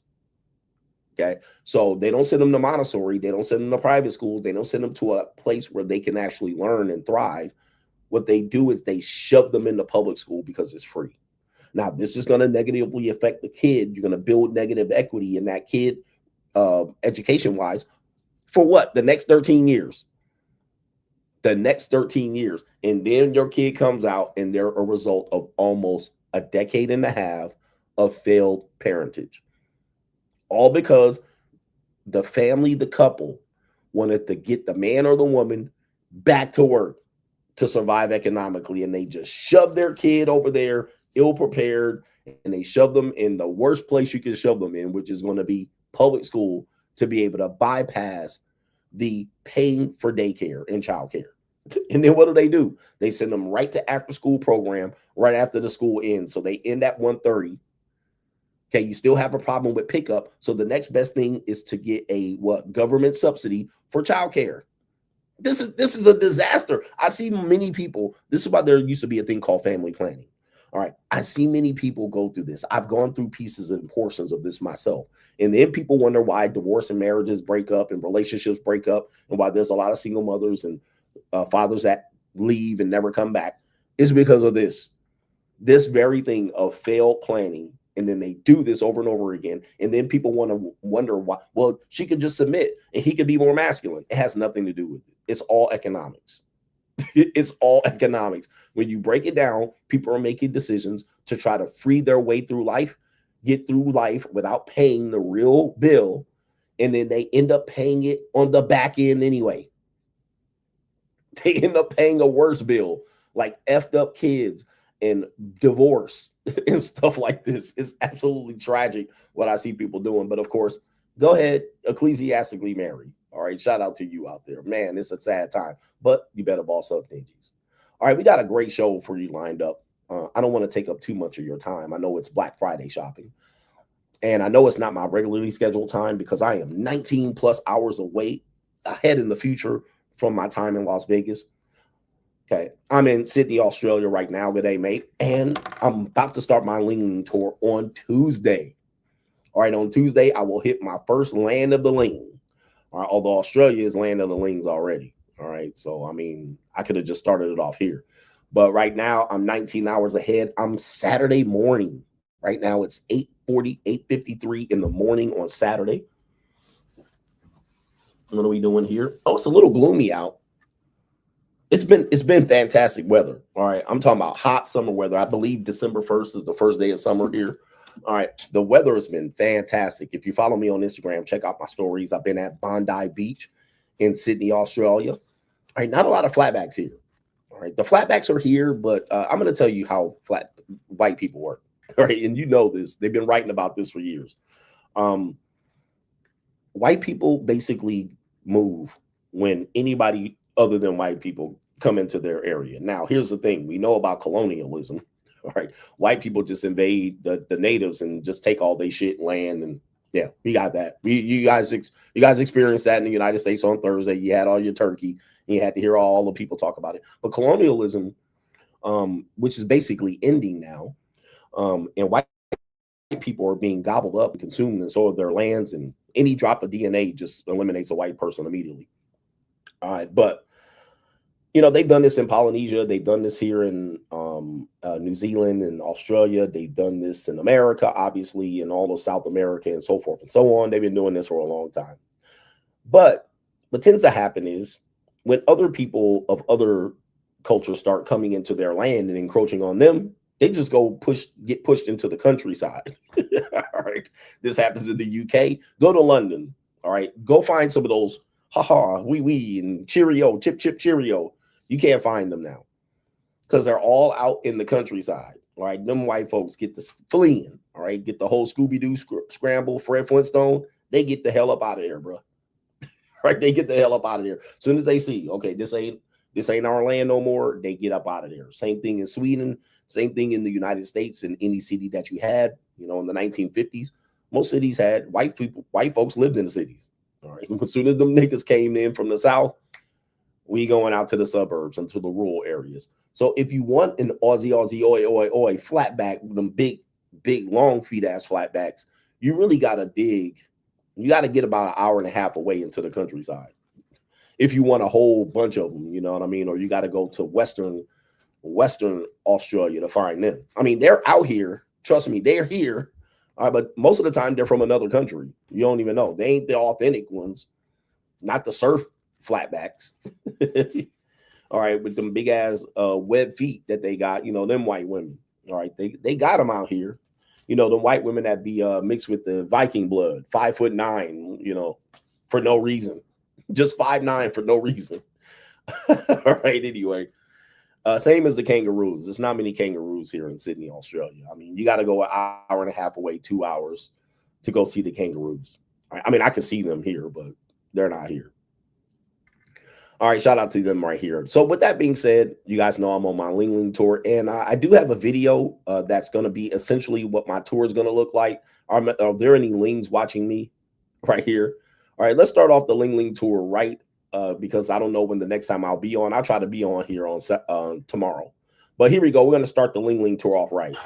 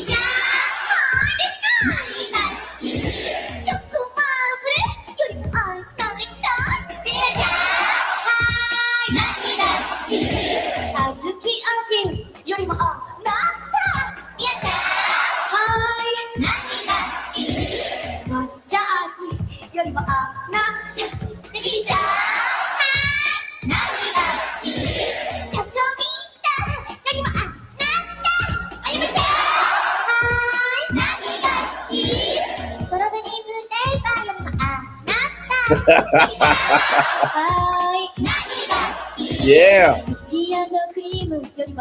This is a good song. Yeah, there you go right there. Oh my goodness. Hello. All right. Yes, I'm with it right there. I'm with that. Whatever they were saying, I'm going to do. All right. Anyway, that's crazy. I'm going to be in heaven there. It's going to be crazy. Anyway, let me catch up on Super Chats. Then we got sub main event, then the main event. Coming up, we have a woman that says, it's a white woman. She says she's anti-condom. All right. Something that I've been trying to school men on a lot. All right. The anti-condom movement of women, especially the Lings. All right. You got to watch out for that and why that's the case. You got to watch out for that. So let me see if we can get some support here mentioned. Let me mention some supporters. We appreciate all the supporters here. We got, let's see here. Logging in. What are we doing? G'day, mate. Okay. I got that on the right banner.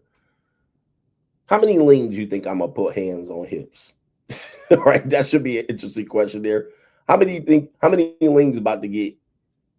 Anyway, Shout out to our brother Kevin Sullivan says sending tuition. Shout out to you, man. Thank you, man. I hope you enjoyed the course. I think you did get the course. So I'm hoping that you're enjoying it. All right, hold on for a second. Let me see what's going on here. Okay, I'm trying to line it up. Kevin Sullivan, shout out to you, man. Shout out to you. Okay, anyway, and let me check over here on Ko-Fi. That's what we need to do. We have Dragon of the East says, preparing to travel and live abroad again. He says, it is what it is. This is our brother here. He says, sayonara, California is free agent lifestyle forever. Shout out to everybody, man. What is the best state that you think to live in? I hear a lot of people saying, I hear a lot of people saying Florida is the best state to live in. Let me see here. Okay. Florida's the state. Somebody said 3 Lings. Oh my Lord. Come on. In one day. Shout out to our brother Forts India says, Coach, I used to be one of the hopeless Mitches, but then I started using Uncle Earl's golden words. And those are, you know why you go to work? He says to buy what you want. And I know what I want. Happy Thanksgiving from England, mate. Shout out to you and all of my mates out here. I know there's some England mates out there. I go to work to buy what I want. I know what I want and I know how to get it. Okay, a lot of people are realizing that the investment in money, energy, attention, and time is going to be the worst investment that you have because it's going to turn out you'll have nothing to show for it. Time out. He says, I hope you had a great Thanksgiving. I doubt many people watch Zoe Spencer unless she has an interesting streamer on her live. Plus, Twitch has exposed their streamers for using bots. They even tried to kill some of the bots at their own financial loss. Wow. Yeah, because some of these streamers be having 100,000 people watching. I don't think so. All right, even some YouTubers, men's channels use bots. They've been bot farming. They've been caught bot farming. And I ain't naming no names. All right, but they've been bot farming as well. And some of them went to the Kevin Samuel School of Social Media. Now, you do the math from there. Right? There's a lot of them in bot farming out there. But it is a strategy, and it is part of the game. It's pay for play out here. Larry C, hey coach, happy Thanksgiving, and I hope the Ling tour is off to a great start. Being in Australia reminds me of that one time I forgot how to throw a boomerang. Fortunately, it came back to me. He says, by the way, I turned 40 yesterday. Thanks for all you do, coach, and safe travels. Happy birthday to the mathematician, the professor, Larry C, and your 40th birthday. That's a big one, man. I hope you celebrated it well. Keep it going. And I only saw one boomerang here. I don't think the boomerang is a big deal. All right. It was during the old Crocodile Dundee days, but not so much here. I've only seen one boomerang in the store. But shout out to all the good eye mates out there. Shout out to Larry C. Okay. Co-sponsor today also was Dragon of the East and Force India with a co-sponsorship. I don't have any music noise for you, but I appreciate you. We have almost 1,000 people in here during my off day and my off time. So we're going to continue on with this show. We have, let me see what we got here. Okay. We're going to go to, there's a lot of stuff here to show here. Okay. Goodness gracious.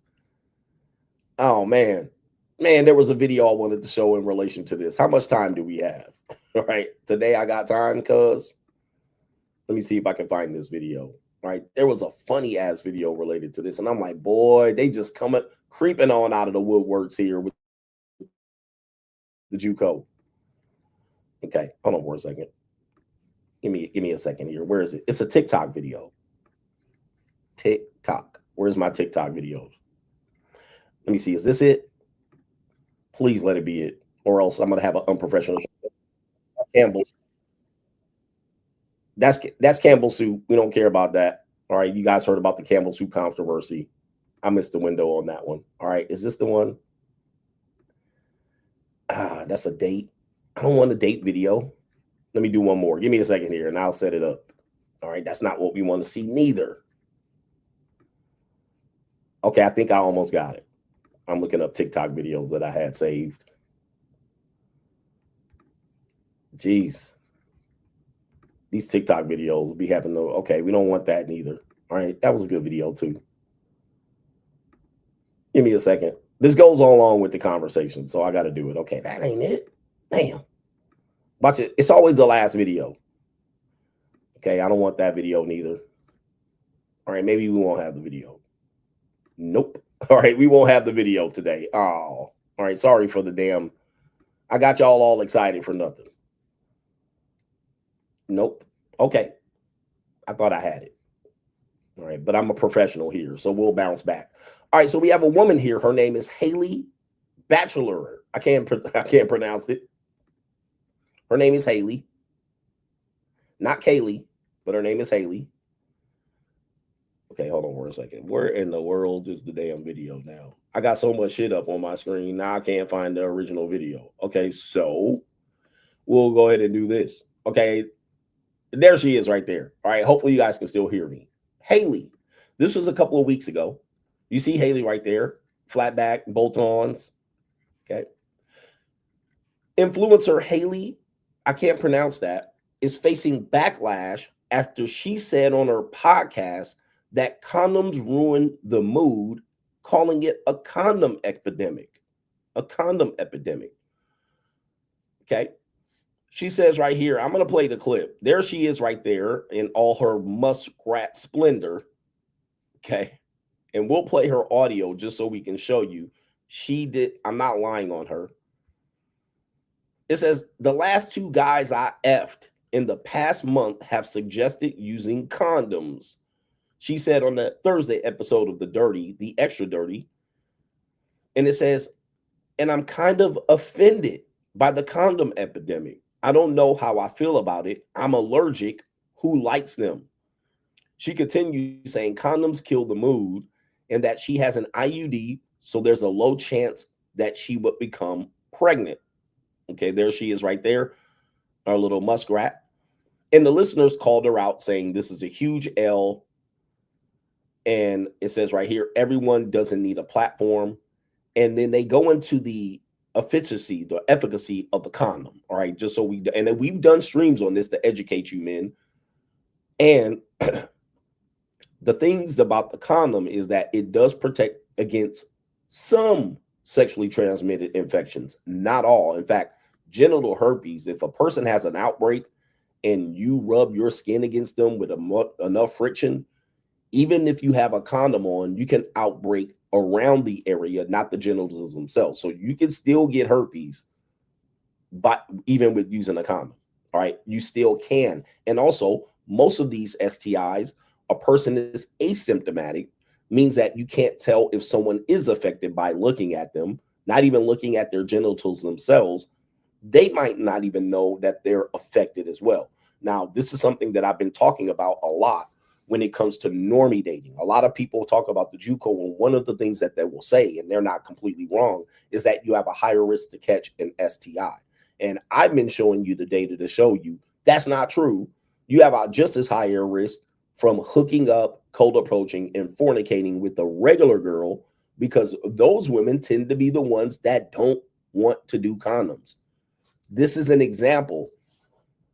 This is an example. She's saying, I don't want to do the condoms. This is what a normie does. Why? Because she's offended. You think I'm a whore? You think I'm a schizoid? She doesn't want you to think so. A woman that's working, she already knows you think she's a schizoid. She doesn't want to kiss you on the lips, right? She doesn't want to suck on you without a condom. So it is the regular girls. The data proves this. The regular girls are the ones highly transmitting the disease. And it's the regular men, the ones that are claiming to have high body counts, they're the ones giving it to the women. Okay. So, you know, the women have their anatomy is not built towards fighting STIs effectively, right? They have everything on the inside. It's boiling. It's musty in there, right? It's a moist cavern, all right? Then it dries up, all right? So they just have a whole bunch of things. If they let a couple of guys get into them raw or skeet in their guts, yeah, they're probably going to be able to contain a STI a lot more, whereas the man is everything's hanging out on the outside, and he just has to piss that AIDS out after he has sex with him. And that's a joke, by the way. You can't piss AIDS out. But that's basically what happens, all right? He can just go in there and dip, dive, socialize, clean out his ears and open up his eyes and piss the AIDS out and wash his dick in the sink, and he has less likely a chance of catching it, even going raw. All right, so this is with the regular group of population of people here. And the New World Order Economic Forum basically says more than 1 million curable STIs are contracted every day, according to the World Health Organization. STIs such as herp, derp, gonorrhea, and syphilis can increase the risk of the hibby-jibbies because people don't get treated. And gonorrhea and chlamydia can lead to pelvic inflammation, diseases, and infertility, especially untreated. So I look at what they're teaching you here, and they're not being completely honest. Okay, they're not being completely honest.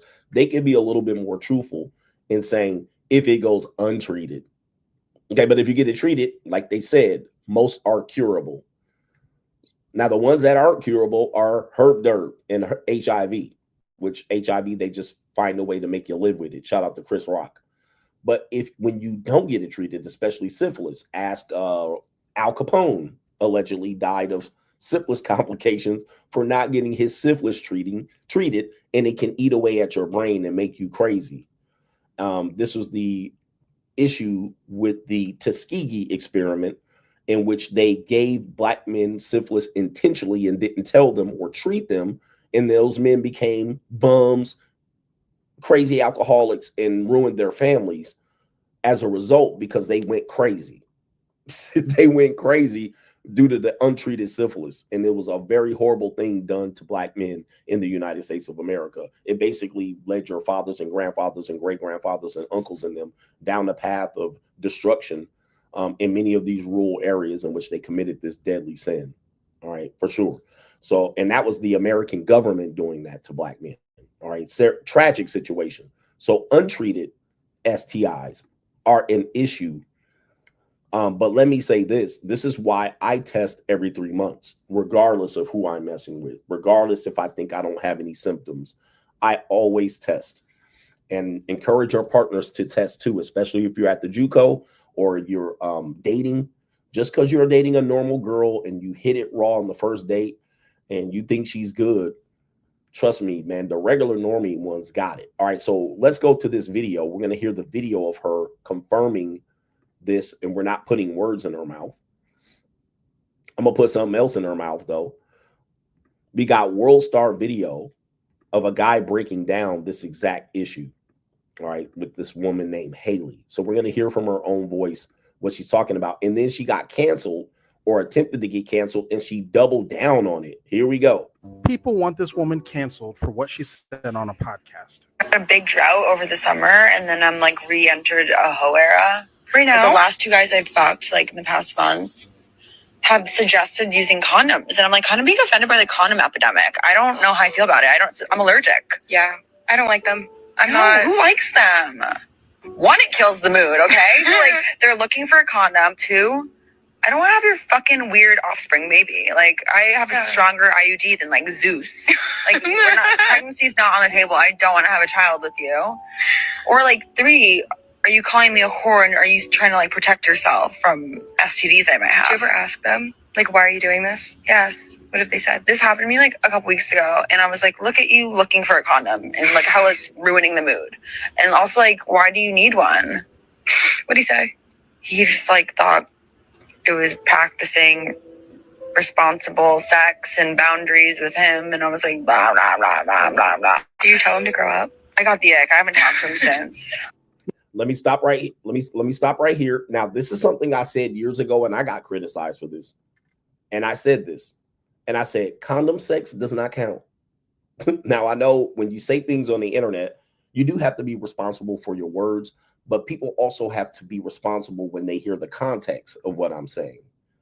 And what I was saying was, in a sense, a lot of women don't count condom sex as sex, meaning that their sexual partners, if you just so willing to know what the number was, she will eliminate the men she'd had condom sex with. Okay, she would eliminate them. All right, the condom sex doesn't count. Even women that work JUCO or sex workers, they won't count the men that they've been with a condom. It was simulated sex. It was simulated sex. Now, I'll even take it further in the context that I explained it. When you're wearing a condom, unless you have some lube around or she's extremely wet, you don't feel a damn thing. All right, you might feel a little bit of tension around when she's throbbing. You might feel some of that, but for the first 20 minutes, you don't feel very much unless you're just completely lubed up. All right, and you got a whole gallon of lube. Now, even take that further. Take that further. She's in discomfort if you go down on condom sex for longer than 10 minutes. All right, so she will experience discomfort. She will not have the same wetness as she would have if you were raw, because it's only natural. So she's going to get dried up. She's going to not feel it the same. It's not going to feel the same to her. She's going to want to be like, take it off. All right. But of course, nobody wants to catch an STI or have a pregnancy. Then when you have the whole finishing aspect of it, if she is on IUD or birth control, or she isn't, now you have an issue there. There's some concerns there. All right. Of taking it off, because people have that whole thing. So now, what she's saying is not completely wrong. What she's saying is that what the people are saying, she should be more responsible about her message. Where I say, could we have taken this out of context? Okay, because people have taken me out of context in describing this. You're being irresponsible. Condom sex is not simulated sex. Yes, it is. Okay, how about you jump in a plastic bag and go swimming in the ocean? How about you jump in a plastic bag? Why don't you get in the Ziploc bag and jump in the ocean and swim? Are you swimming? The answer is no. You're simulating swimming. You're in the water, right? But you ain't getting wet. So at that point, I can call it simulated sex. I can just simply boil it down as you simulated a sexual activity. All right. And it's okay. We're simulating it. It's okay. All right. It's okay. It's not the real thing. Ain't nothing like the real thing, baby. Ain't nothing like the real thing. Ain't nothing like the real thing. But here's the thing. Here's the thing. And somebody said child support issues, right? You're dodging. That's what you're dodging. You're dodging that, and you're trading off feeling, right? You don't want a feeling. Now, so you got some decisions to make. If she says, well, I don't want you to wear the condom, which some women will, do you go in? As a matter of fact, think about your own experiences. Virgins, step to the side. Think about your own experiences. If you're in the middle of the act and you're about to go in, everybody knows this point of it. The virgins don't know. They dream about this day, one day. But you're in that position right now. All right. You done sucked on the titties. You done took the bra off. All right. You got the playlist booming. And then all of a sudden here, you're peeling off panties. And then you peel the panties off and you're lying there raw dog in between her legs. Everybody knows that this next 5 seconds is going to dictate the entire night, because nobody's discussed anything at this point. Nobody's discussed anything. Nobody said, hey, put the condom on, make sure you have a condom. Nobody said this. Everybody knew we were going in the bedroom. We were doing some heavy petting and kissing. Now, you know what's about to happen. Now, you're sitting there and she's going to wait until you grab your meat like this and then push her leg back. And then she's going to say, do you have a condom? That's when they normally bring it up, which is a mood killer. This is why you discuss it prior to. So she's not wrong. It's a mood killer, right? Why wait then? Okay. Why should she say, well, I thought he would just go back and peel that back a condom? All right. What if she says nothing and you go ahead and you grab your meat like this and you push her leg back and she don't say nothing? And then you go ahead and put the head in and you slide it in and she don't say nothing. Do you stop? No. Do you stop and say, I thought you would ask for a condom? Nope. Do you ask her for a condom? Nope. 98% of the time, you're going to go in there stroking. All right. Did I freeze up? You going for the strokes. All right. They don't like this conversation. And I'm in Australia. Okay. 98% of the time, you're going in for the strokes. It's going to be different strokes. You're going to go in there, stroke, and finish. Sometimes you ain't even going to pull out and you're going to nut. She's going to ask you, did you nut in me? Did you see any nut? These are all the things that happens. All right. And this is how you end up in child support court. Okay. This is how you end up with a STI. And this is the risk that you're taking. It happens to the best of us. Not any man. Most men can't get around that. But she'll let you go ahead and finish in there. Rah, rah, rah, rah. You done finished in the raw. You done rolled over. And she'd be like, did you nut in me? You're like, what do you think? Is anything on your belly? Is it on your leg? Is it on your nipples? Is it in your mouth? What do you think it went? And now guess what? You are responsible at that point. So I always tell men in this conversation, you're responsible at that point. Now, here's the thing with this conversation with this young lady here. All right. She even brings up the fact that it being a mood killer. Also bringing up the fact that her being offended for suggesting that an admitted woman that had 2 men in 1 month and going on a whole phase, she admits that that's what she was doing, and still it feels weird about the man asking for a condom. It's like crazy. Like, but that's what you're dealing with, guys. That's what you're dealing with. So be careful out here. Now she's going to double down on it. Meet Hallie. She's a TikToker, podcaster, and social media influencer. And people are not only upset by this take, but the fact that when people started to call her out, she made another video where she ended up doubling down. Emergency press conference, guys. I'm not in the fucking mood today for this bullshit. Okay? I woke up bright-eyed and bushy-tailed, honestly. I was out pretty late last night. I opened my phone, very excited for my doom scroll. And the first video that lands on my For You page is this beautiful young woman trying to cancel me for having a controversial opinion about sex. I said I don't fuck with condoms and they ruin the vibe. And if that's what we want to cancel me for, okay, cancel me. End my career. I don't know what you want me to say. I'm not changing my mind on that one. If I texted a group chat with 100 bitches right now and said, hey guys, when was the last time you used a condom? I can guarantee most of them would say high school. Okay. Again, this is something that I had to, because I'm the guy that makes thorough conversations, even though people still find a way to poke a hole in my argument. I showed you the data on that one, and she's right. All right. Unfortunately, she's correct. Now we have this moral stance. We have this kind of like, you know, they call it virtue signaling and morality. And we have this thing where the people have to be responsible for their words, where they have to lie or sell people a dream or give hope instead of telling the real. She's right. I showed you that. I showed you the data on that one. Most people, first time they use it, on the first time they have intercourse, second time, it's almost like a 70-80% chance they don't use one. Then when you get into time number 3, 4, and 5, it's pretty much gone. It's gone. Then when you talk about what I said, the normies, the normies, not the sex worker, the normies are the ones having multiple partners unprotected. Okay, that is almost a guarantee. Whereas if you're dealing with a woman that is mahi-mahi, it's going to be a 50-50, 70% chance that she will request this. Okay, let's say, for instance, you're with a person, a young woman, and it's multiple times. You go multiple rounds. You might have condom sex the first round, second round, third round. You're probably not going to have it. And that's what the data shows us. Right? The data shows us this. So this is where it's a hard draw. They're telling her, well, just tell people a dream. Give people hope. Be responsible with your words. But she's like, no, I'm going to tell you the real. All right. Let me tell you what it really is.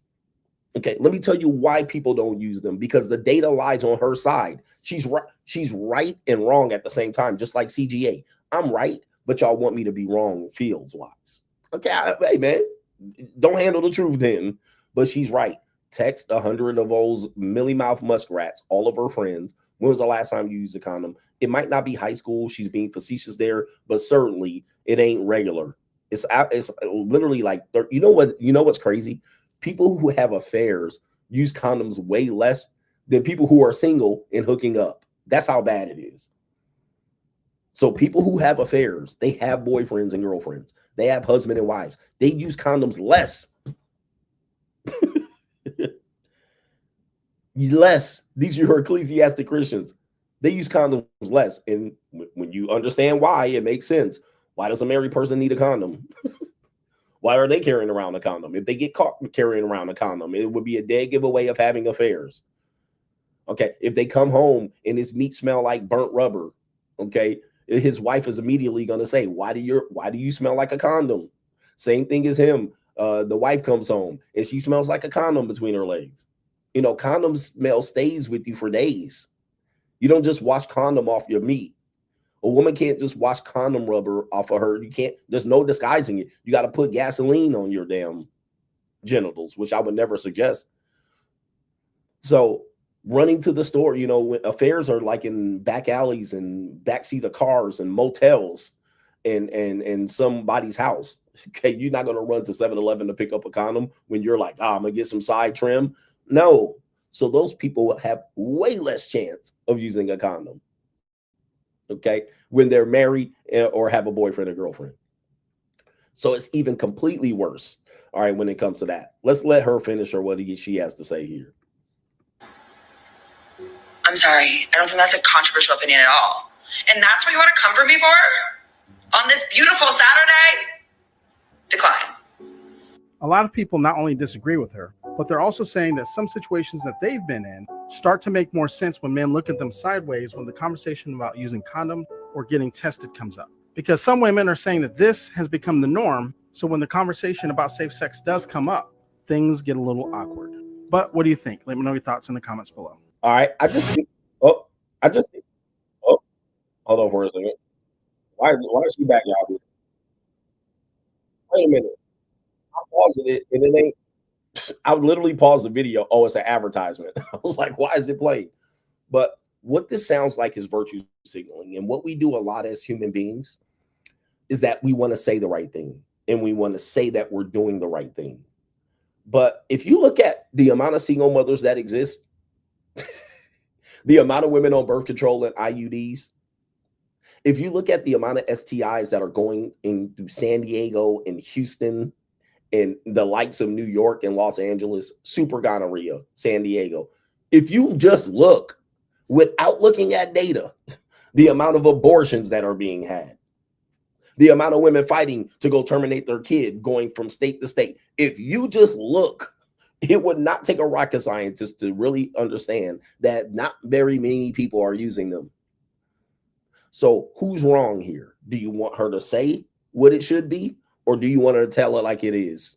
It's like, that's the problem we have in America, is this virtue signaling, this wanting to say, like the whole Andrew Wilson thing. He gave solutions, at least, like solutions that ain't gonna never work. Does that make you feel better? Right? When I just tell you, yeah, we up shit's creek, all right, and ecclesiastic marriage is not gonna work. Well, you got smoked because he came up with solutions and you didn't. No, those solutions aren't gonna work. They've been proven not to ever have worked. So that's where we are.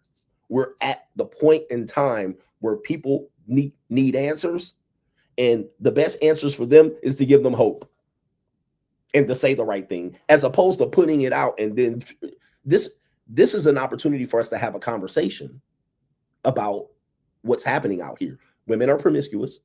Certainly by the age of 25, they're having multiple sex partners. Some are selling vagina on the side. All right. This is the conversations we should be having. And then people want to fix that conversation. It's unfixable. Okay. Why do we fix it? Like, I get it. What we could do is give people awareness of what's really going on here, and then have people deal with the reality, as opposed to her, your coach is being irresponsible. She's being irresponsible. No, she told the reality of it, and the data backs it up. She told what's happening out here. Women going through whole phases. She said, I broke up with my boyfriend, went through a whole phase. That's the reality. Okay. Instead of saying, we need to bring back morality and all this, this ain't going to help. To me, it doesn't help because you're giving people false hope. Anyway, interesting conversation there. Speaking of, on this one, we do have, there was another video I wanted to share with you so bad. All right. And I cannot find it because it kind of goes along with this conversation that we're having today. All right. And there's two videos related to this. Nope. Damn, that's a whole nother conversation. Okay. But I'll play this video that I want to play. And it's going to be, there's two videos. There's a Twitter video, and then there's another video related to this. This should be, it's an evil world we live in. That's what it should be. It's an evil world we live in. All right, F it. We have this woman here on the video channel, Instagram, The Desirable Truth. Listen to the conversation, and then we'll break this down. How old are you? 23. Are you single? I am. If I wanted to take you on a first date, would $30 be enough for a good time? Absolutely not. What? No. No. For a good time? Yeah. No. Why not? Because I am me. This is my whole body. Like, why would I just give it up for $30? I wouldn't give it up for no fucking money. Like, what the fuck? Well, not like in person or anything. Like, hold on. What do you constitute a good time? a good time? What do you mean a good time? What do you mean a good time? As I said, the dating marketplace is monetized. All right. So can you see what we're having here? This is the desirable truth guy. I don't know his name, but shout out to him. Can you see what's happening here? This is the world we live in.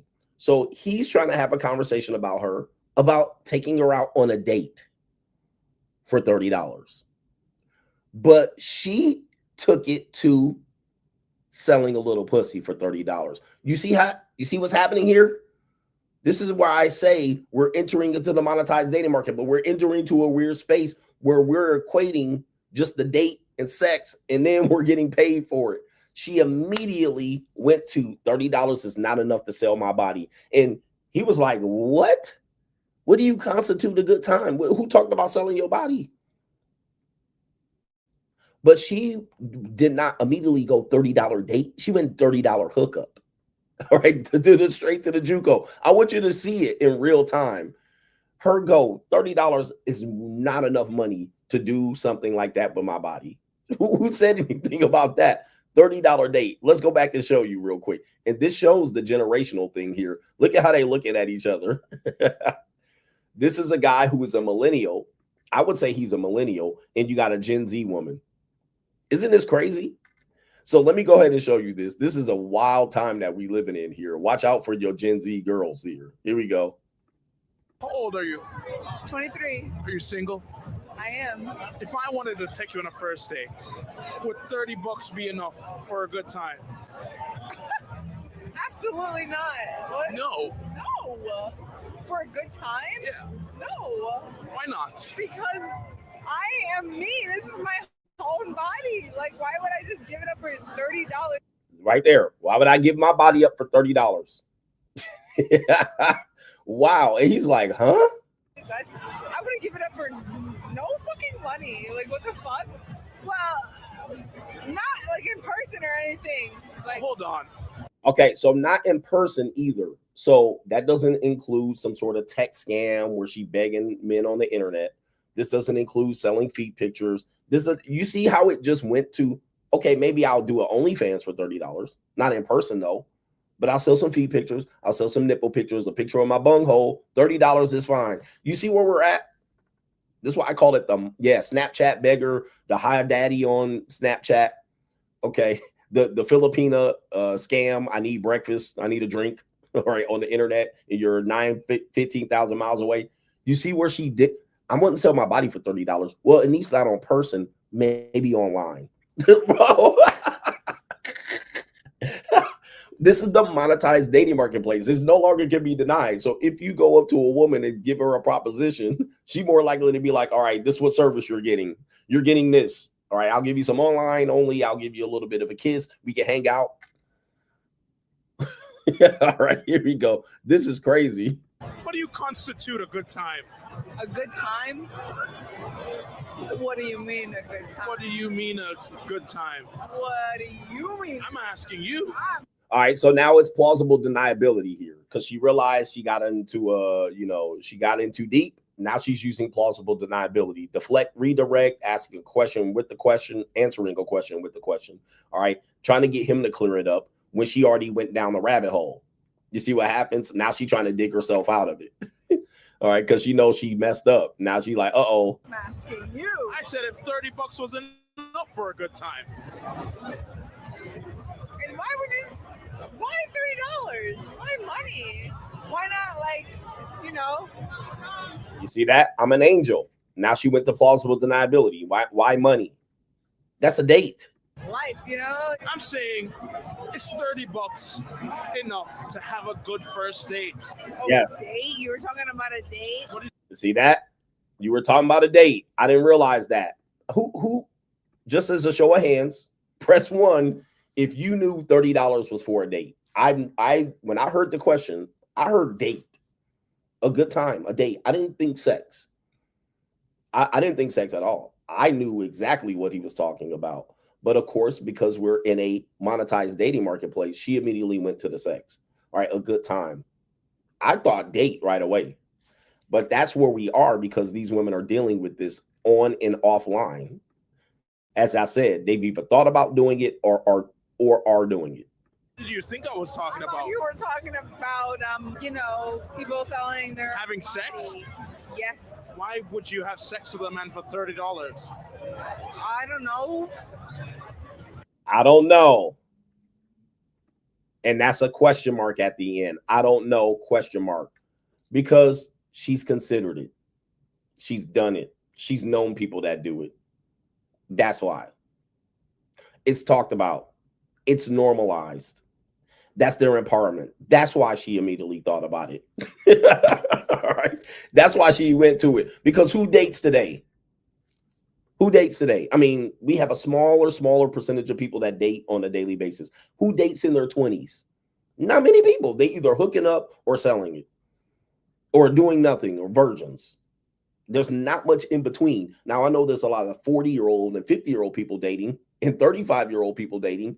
There's not people in relationships don't even date. They can't afford a date.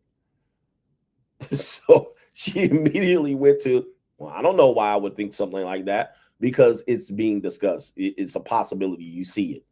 Unfortunately, that's our truth and our reality here. We have another young lady that says this right here related to this. Man, I wish I could find that other video. I'm pissed that I can't because it would go perfectly here. We have this woman that says, she says, stop saying that you guys are tired of transactional relationships. All right. We got 304 talk up here.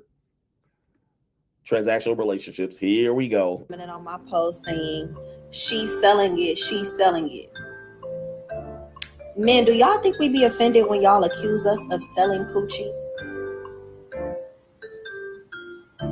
Do y'all? If y'all had the most valuable thing on planet Earth, wouldn't you sell it from time to time?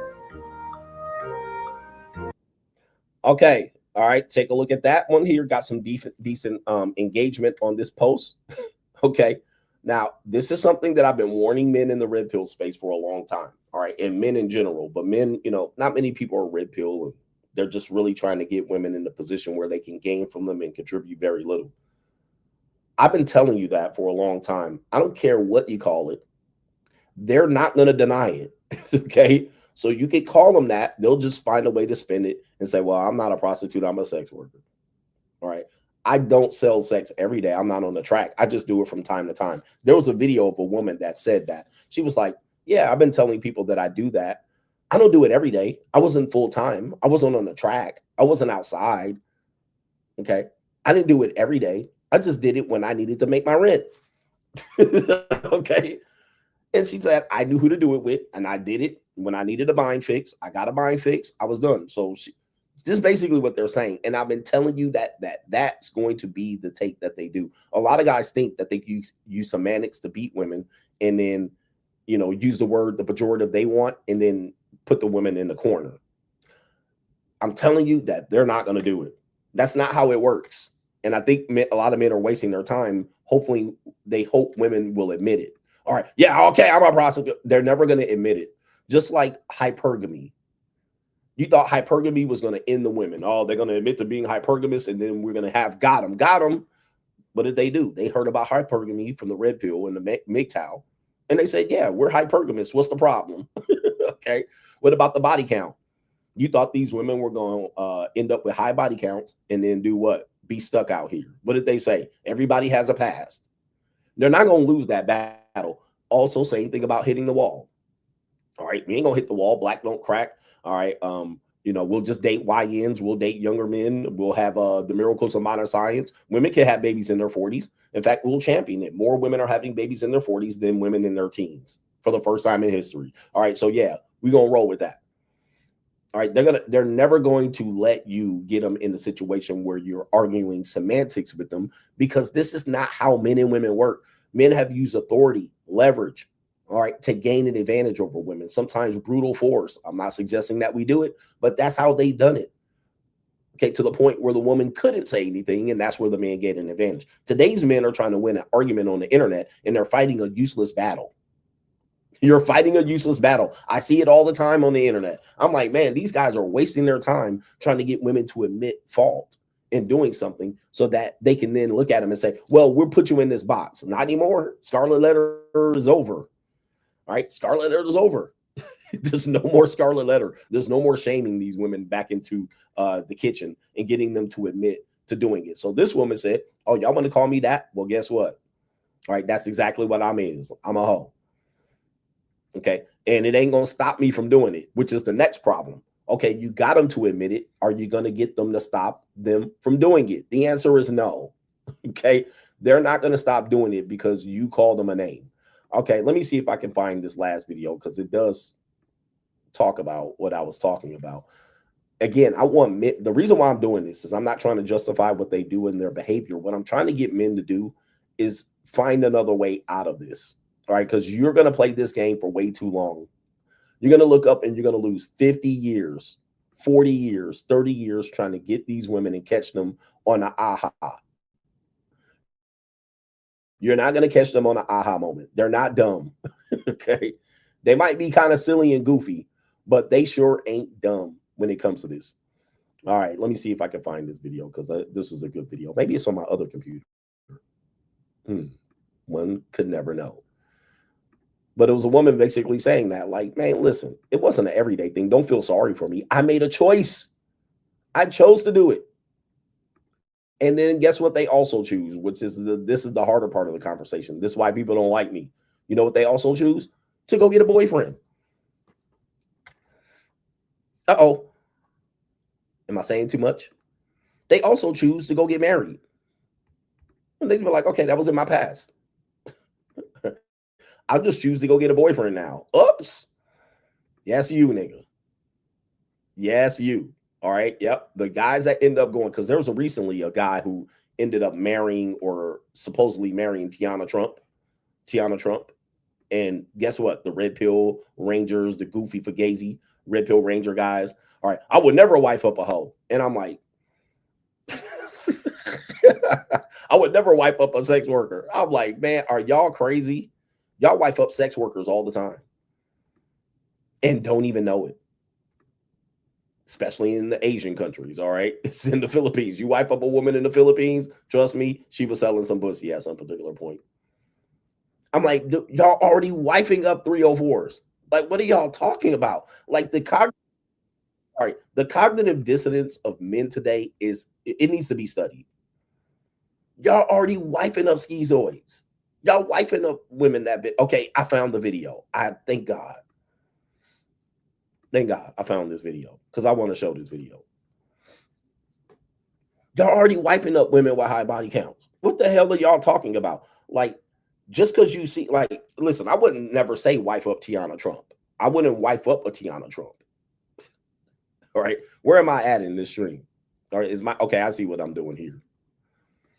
I wouldn't wife up a Tiana Trump. So I'm not telling you to. I would rent Tiana Trump out. Okay, I would be like, let me rent you out. So I would never pay for her to wife her.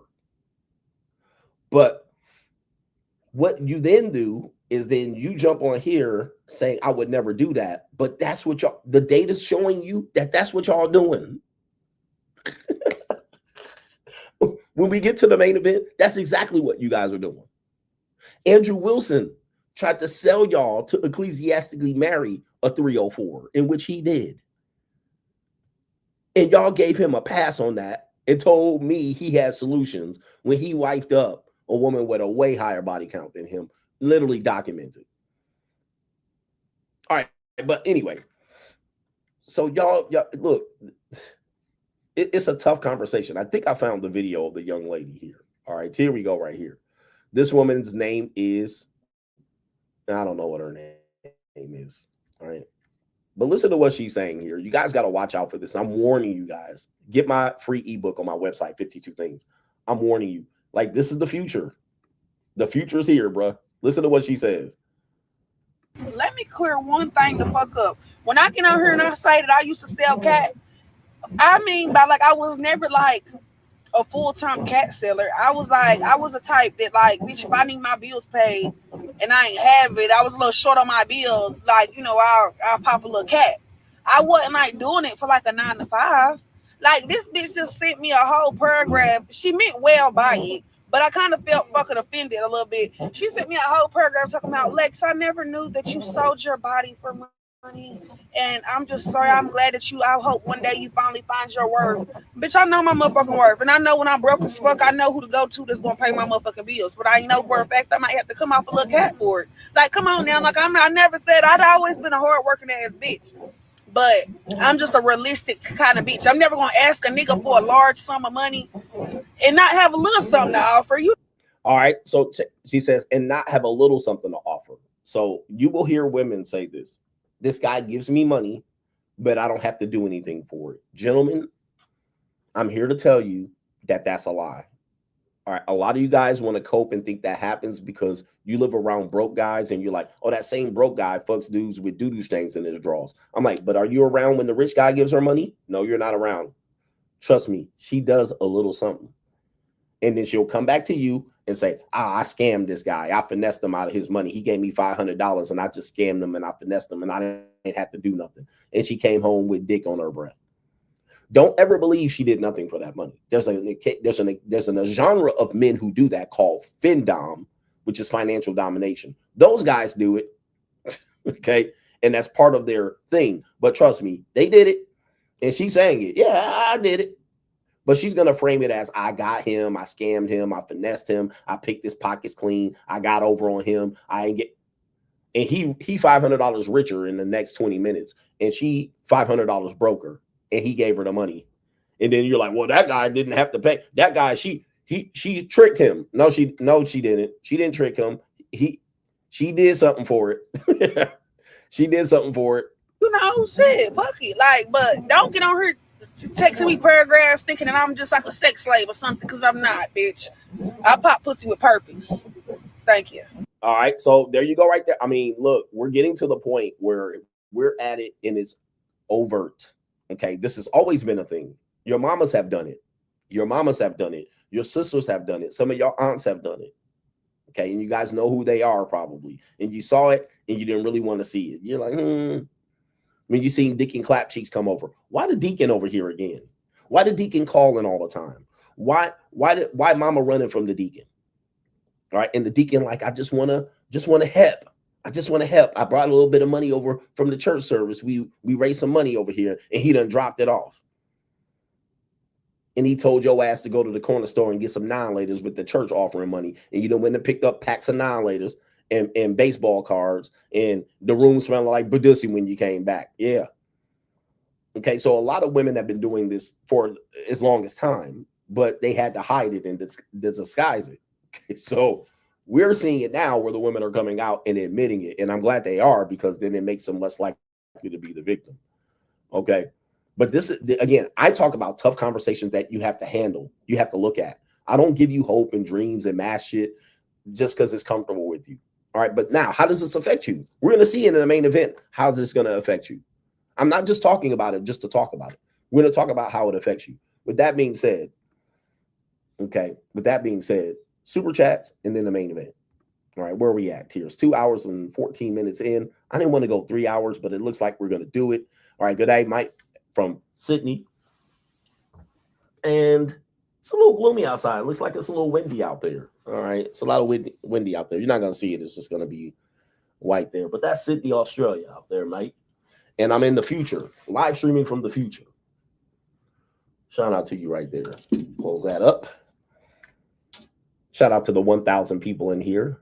All right, even on the off day, CGA beating them in the live stream numbers. Roderick is in the building. He says, hey, coach, I spent a week in Fremantle in Perth, Australia back in 2015 due to my military service and had the time of my life. On your Asian tour, please visit South Korea, Singapore, and the Philippines, and Hong Kong, as the JUCO is litty. Much love and safe travels. Hashtag Coach Gang. Shout out to our brother Roderick G. Shout out to you. We're going to talk about that military issue coming up here. But yes, all right, I'm going to visit almost all of those. I'm going to leave out Singapore as I'm going the other way from Indonesia. All right, so I'm not going that way. I'm going that way. So shout out to you there. And I might dip into Hong Kong just a little bit, but I might or might not. Shout out to our brother here. Is MZU. He says we need to bring Coach to South Africa next year. I'm going to be on my African journey. I'm going to the motherland. I'm going to the motherland. All right. I'm planning my trip now because Africa is a very, very, very tough trip to plan. You have vaccines that you need. You need to get your shots. Get your passport. I actually have to renew my passport, as you never want to travel with less than 6 months on your passport. And I'm at the year. I got a year left on my passport full of stamps. So I need to get my new passport coming up here in the next year in 2026. So I'm going to have a new, fresh, clean passport in 2026. Most likely when I get back from my Ling tour, I'm going to do a quick express renewal of my passport because I'm back out of the country in February. So I got to get that done. But I'm doing my motherland trip. All right. And yeah, I'm looking for the Tyler type bitches and some of them big old cheapo. Where's them cheapo bitches? You know what I mean? With the big fat ass and the bald heads. You know, them bitches with the bald heads and they just fat. All right. Big booties, man. Them big booty hoes. In Africa. I need some of them stank booty hoes. All right. You know what I mean? They got that big booty and it just looked like it just stank. All right. Them big ass, boom, boom, boom, boom, boom, boom. Them big titty women, big ass titty, big African booty women. All right. Them African booty scratchers. All right. I need them. I need them. You know, I want to test them bitches out and see what's going on now. Oh. All right, I had a woman. Where was I at? I was on a cruise in the Mediterranean, and there was this African woman. She was so sweet. Her name was Cheapo, I think. She was so damn sweet. All right, big old titties, big booty ass African woman with the bald head. She had the little shortcut. I was like, you just a sweetheart ass woman. I see. She a sweetheart ass woman. Man, I'm going to go over there and knock a couple of them up. All right, but okay, I can't go raw in Africa. All right, you can go raw in a lot of places, but they got that AIDS in Africa. All right, but I'm gonna hit up Africa, man. I'm gonna hit the motherland for sure. But I'm gonna get one, and I'm gonna knock a couple of them big bitches, big booty. I'm gonna be the king of Samundo when I get up in that mug. All right, anyway, yeah, they got the hivy jivy in Africa. I gotta be careful. All right, they got the original AIDS. They got the original AIDS that when you just walk out there and shit and have sex.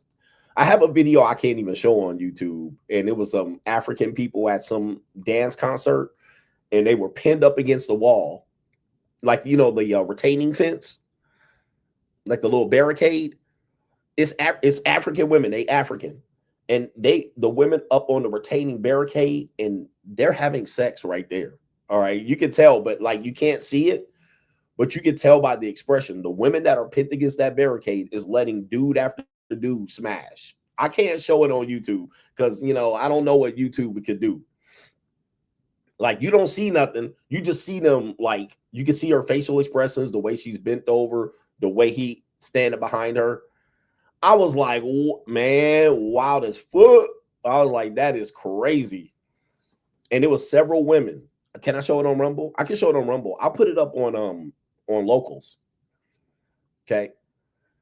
All right. And it was dude after dude lining up. And she was looking back, trying to get dudes to off. And they was trying to pull dudes off of girls. And they was just going, probably finishing in them and all that shit. It's like, yo, I'm like, man almighty, bro. People are nasty. And one thing I'm going to keep saying, guys, a vagina has no heart. Guys that keep saying you get vagina because a woman likes you is false. Right? This is the most false doctrine that poor broke niggas teach you guys, is that if she really likes you, you can get it for free. This is not true. Women give up pussy for a variety of reasons, not just because she likes you. She's in the mood. She's drunk. She wants to apologize. She's sorry. She's pity, duty. Okay. She wants it. She just likes, okay, you look good enough. She don't gotta like you. She can be like, okay, you're good enough to give it to. For money, to pay rent. Vagina has no heart, man. Now, the woman might have a heart, but if a woman just so wants to give it up, she will. Yep, she's hungry. She in need. A variety of reasons. Now, men, we have sex just to have sex for pleasure. Like, it's pleasurable to us. And the secondary reason is procreation. Yeah, maybe she wants to have procreation. All right, so she wants to procreate. She wants to have a baby. She wants to keep the relationship going. She wants to bring you closer to her. These are all reasons she'll open her legs. Yep, she horny, peace sleeve itching and boiling. She'll give it up. Ain't nothing gonna stop it. She'll be like, okay, here, proximity, you. Now, for men keep saying that the only way you get it is if she likes you. False. That is false, guys. I've been with a lot of women. I've been around on earth. That is not true. That's not true. Do not believe that, man. It's crazy. You have to keep a nigga, baby.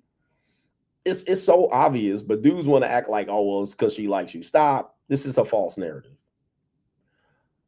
All right. Sometimes it's duress. Sometimes it's based on trauma. She's been traumatized, right? Some women, after they experience a sexual trauma, they'll have sex. Yes. Sometimes if their parents die, they'll go have sex with 2 guys. They break up with their boyfriend. They'll go to a bar and have sex with 3 guys. Revenge sex. There's so many ways a woman will give up vagina, all right? But dudes will boil it down. Well, she really likes you. Okay, yeah. All right, yeah. Whatever. It don't have a heart, man. It does not have a heart. Here we go right here. Where we at here? Nucleus says, signed up for the luxury relationship strategy course. He says, enjoying it on my week off from work and being educated to the extreme. Safe travels, coach. Shout out to you. Thank you, man, Nucleus, for getting the course. All right, the course. And the course is available to you. You guys find the links. All right. Yeah, somebody said, don't go to Africa. They got the AIDS. Are y'all trying to scare me or what? Y'all don't want me to go see my people? You don't want me to go see my people? All right, yo, that's crazy. I'm out here trying to go and see some black African women, them big purple booty having ass women. All right, I want to see them big purple booty having ass women. All right, I want to see them big old fat black booty having ass. You know, when it's all black between the legs and the thighs. I'm gonna see them women that be out there. Bullet high. Them day, them brother, them days, Saudi, them day. I want to see them days, man. Maybe I'll wait until maybe I'll just wait until my last sip when I'm 70.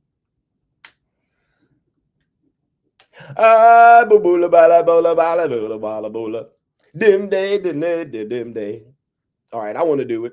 Beef jerky time. Want some beef jerky? The bullet. I want to see them bitches. All right, I got them. And they gonna be cheap. Don't ask. Hey, they better not ask me for no money. Shout out to Fly Higher. He says, hey, coach, I think I'm a Shield member. I subscribed here and then on Patreon and also subscribe to school for the Conquer course. And he says, CGA saved my life, guys. Seriously, it only worked because I listened and then applied the teachings. Thank you, coach. Free agent for life. That is Fly Higher with the sponsorship. Shout out to you, man. I appreciate you being a member of the Shield. All right. And thank you, man. I'm glad you were able to take the message. You know, you're able to eat the meat and spit out the bones, pause, and then make yourself better for it. You don't have to follow everything that I do. Just take the prescription, see what it is, apply it to your life. You're going to win. All right. Ken Rose says, greetings, CGA, in reference to your statement regarding pimps. I think the movie Hustle and Flow is the most accurate portrayal of them. Yeah. Again, I see pimps as bums. It's like, I never see them as like cool guys. I see them as like, and this guy's a bum. But, you know, anybody that kind of begs and uses people for money type shit and he gives no real value back, it's like a bum. I'm like, if he literally had no ability to force women to pay them money, he would be a bum.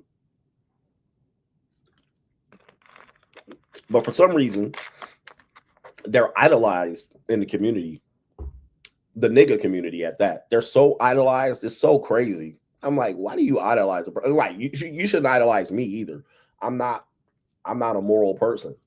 Right? But I look at it as the complete, they're like, well, that's P. And I'm like, first of all, can I just say this? None of you niggas ever gonna be a pimp. What you call P is actually player. It's not pimp.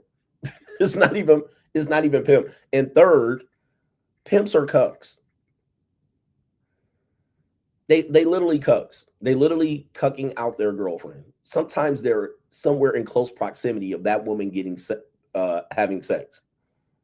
I know you're gonna be like, it's not his girlfriend. We have already destroyed that narrative. Most of the time, they lead with the lover boy scheme, the girlfriend. The first girl they're gonna pimp out is their girlfriend. Right? Some of them have jealous relationships with the woman, even though she sells pussy. He can't lose her as a source of income, so he's got to follow her around. This is like he's got to follow her around. He doesn't want her to be with another pimp, so she got to be with a trick. It's the funniest thing when I see people go. And shout out to our brother Sinful to P, rest in peace. And I know my brother Sugar Free watches me.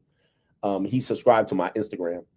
I don't know if he watches me live, but when you look at even the quality of women they got, it's literally like the lowest quality scab peeling skeezers you'll ever find. Like, I mean, the worst of the worst. Again, I got higher taste. I got higher standards. These are the worst. Just go look at it. Just go look. Go look at a pimp stable. These are the worst of the worst. Like belly crawling, scab peeling skeezers. Terrible, bro. Terrible representative. And be like, well, he got a woman paying her. I'm like, look at this woman. Like, look at her, bro. The only good thing I think about pimps is that they're funny as a motherfucker. They're funny. The things that they come up with, the psychology of the broken woman. It's interesting. All right. It's interesting. The things that they say, being able to get away, claiming to do great things, but doing absolutely nothing at all. All right. Absolutely nothing. They're hilarious. I watched the movie American Pimp about 250 times.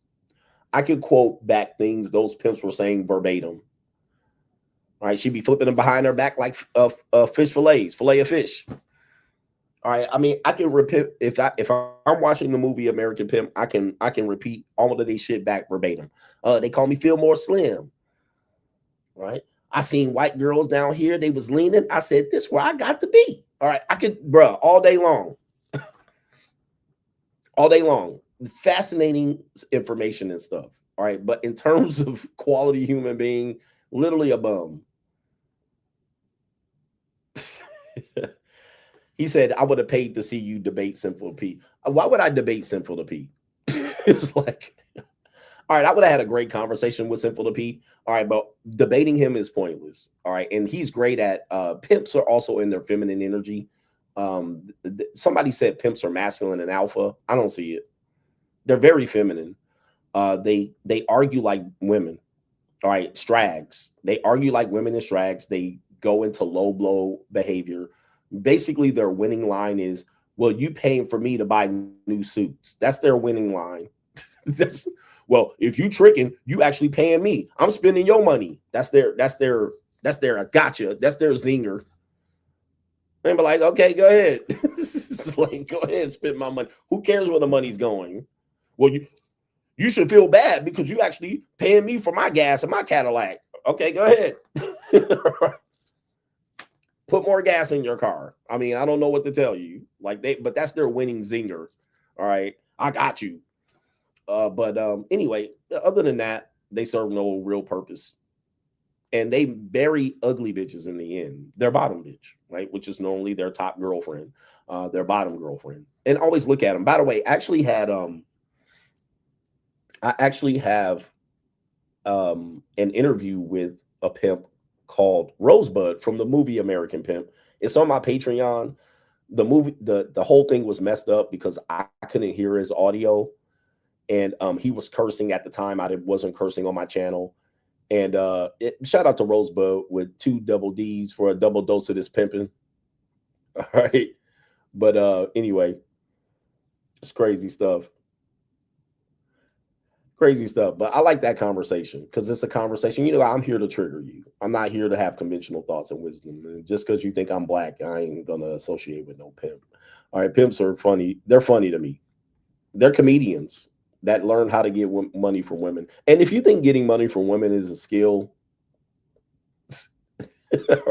well, he was able to get money off of her. Like, huh? So you couldn't get money yourself. All right, that's what you're saying. All right, you have an inability. Now, if you went and served 2 prison terms, I get it. All right, you in the system, you need to survive. All right, I'll give you that. But to be out here saying you should be impressed by a man that gets money from women, I don't get that. Well, you ain't gonna get it because you don't understand. That's always their other zinger. Well, you don't understand because you ain't in the game. Believe me, I get it. I don't understand how you can't make more money than a woman. It's like, right? How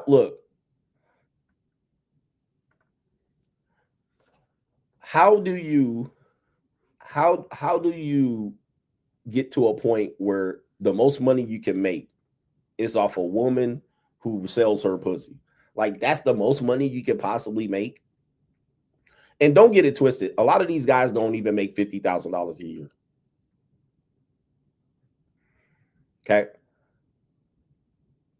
Look, a lot of these pimps don't make more than $50K a year. There are some ones in Vegas that they hoes make a lot of money. I'm going to tell you that. There are some ones. I know some in Vegas that they got hoes that make a lot of money. Like 6 figures. High to mid 6 figures. Okay, but they can't hold on to that money. Like, there's a lot of negatives that happen. They can't lease an apartment. I mean, it's bad. Like, they can't open a bank account. They can't lease an apartment. You know, they got interstate trafficking charges. You know, it's really bad to go to jail for pimping today because they'll get you on the Mann Act and they'll give you 89 years. All right, crazy amount of years. So just taking a woman from one state to another. You go to Las Vegas to California, you get in sex trafficking. What do they call it? Sex trafficking? You get sex trafficking. Okay. You can't go buy a car. You got to buy a car with cash. Can't never buy a new car unless it's with cash. It's bad. Like, it's not a I don't know what people glorify it the way they do, but I'm like, it's not there's a position you could put yourself in way better than that.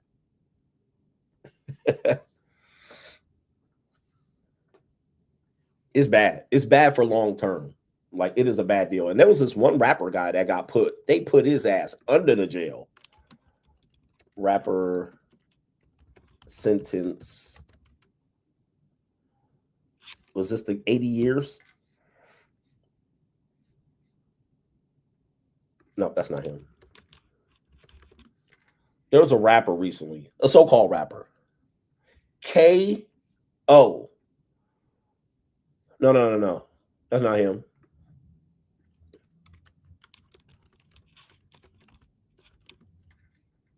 Come on, where's the news at? Rapper Cash Out, life in prison. There's a couple of these guys. Life in prison. This was 2025. Okay, so this was recently. All right, and then this was recently. Somebody said it was Long Way too. Okay.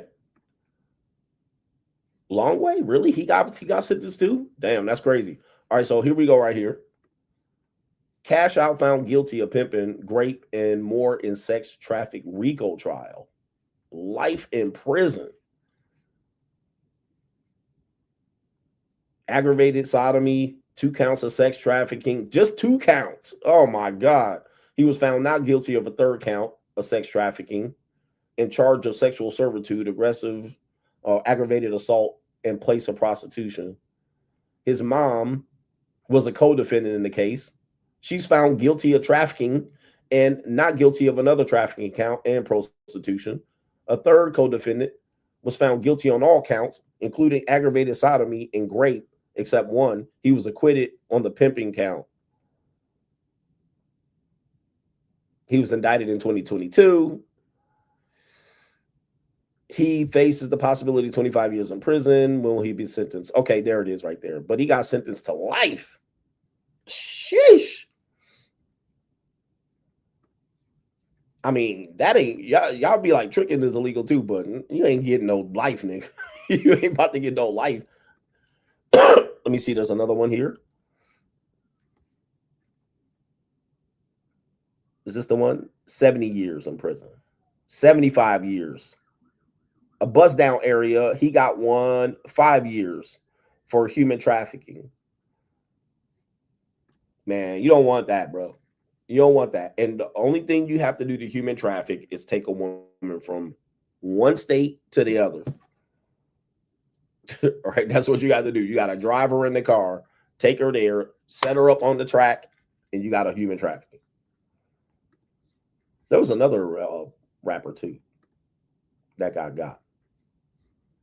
And if you're doing that consistently, you gonna get got. Houston rapper, life. Okay, we got another rapper. 2024. Oh, teenagers, which is another part of the game never mentioned because teenagers are always part of the game, unfortunately. I can't change that. Here's a Houston rapper sentenced to life for sex trafficking teenage girls.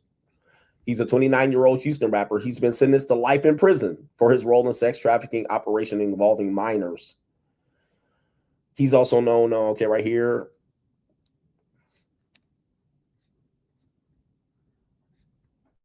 Okay, life sentence, serious emotional and psychological harm inflicted on victims. 2 of the teenage girls were 15 at the time.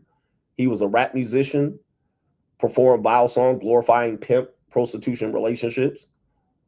Several young girls he breathed life into his poor crafted lyrics, provided drugs, starving, and trafficked them for his own financial gain. Despite the trauma they suffered, the victims in this case bravely testified against him.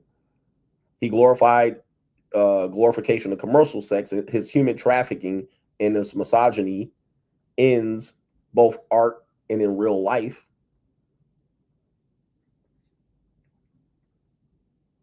Yeah. At the hotel, it says right here, he transported the victims to a hotel from Houston to Austin.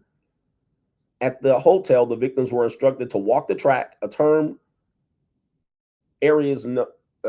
for areas known for prostitution, and post sexually explicit advertisement. Within 24 hours, the adult victims managed to escape. I mean, this is pretty bad.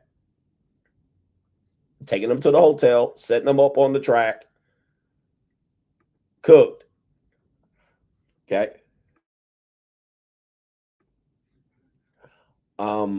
Yeah, and here's the thing, man. A lot of these guys, teenagers, unfortunately, are a target market for these type of guys, which is they're not going to talk about. It's kind of like the thing that they don't like to talk about. It's because you can command high dollar amount for them. A lot of these teenagers be acting like they're grown. And a lot of these teenagers, they promise them, you know, sometimes they're kind of, you know, they got a glamorized look of the pimp. Like, oh, he's a pimp. Trust me, I know women in their late 20s that be like that. Oh, he's a pimp. So they kind of have that relationship. And sometimes these women think that they're in a relationship with them. It's like, what? That's my boyfriend. And you're like, but he's got all these girls. Yeah, but you know, when they're 15, 16, and 17 and they got nothing to lose. Woo! So good luck out there. I would say this is a bad career choice. Try to avoid that career. But other than that, some of them rhyme and it's funny.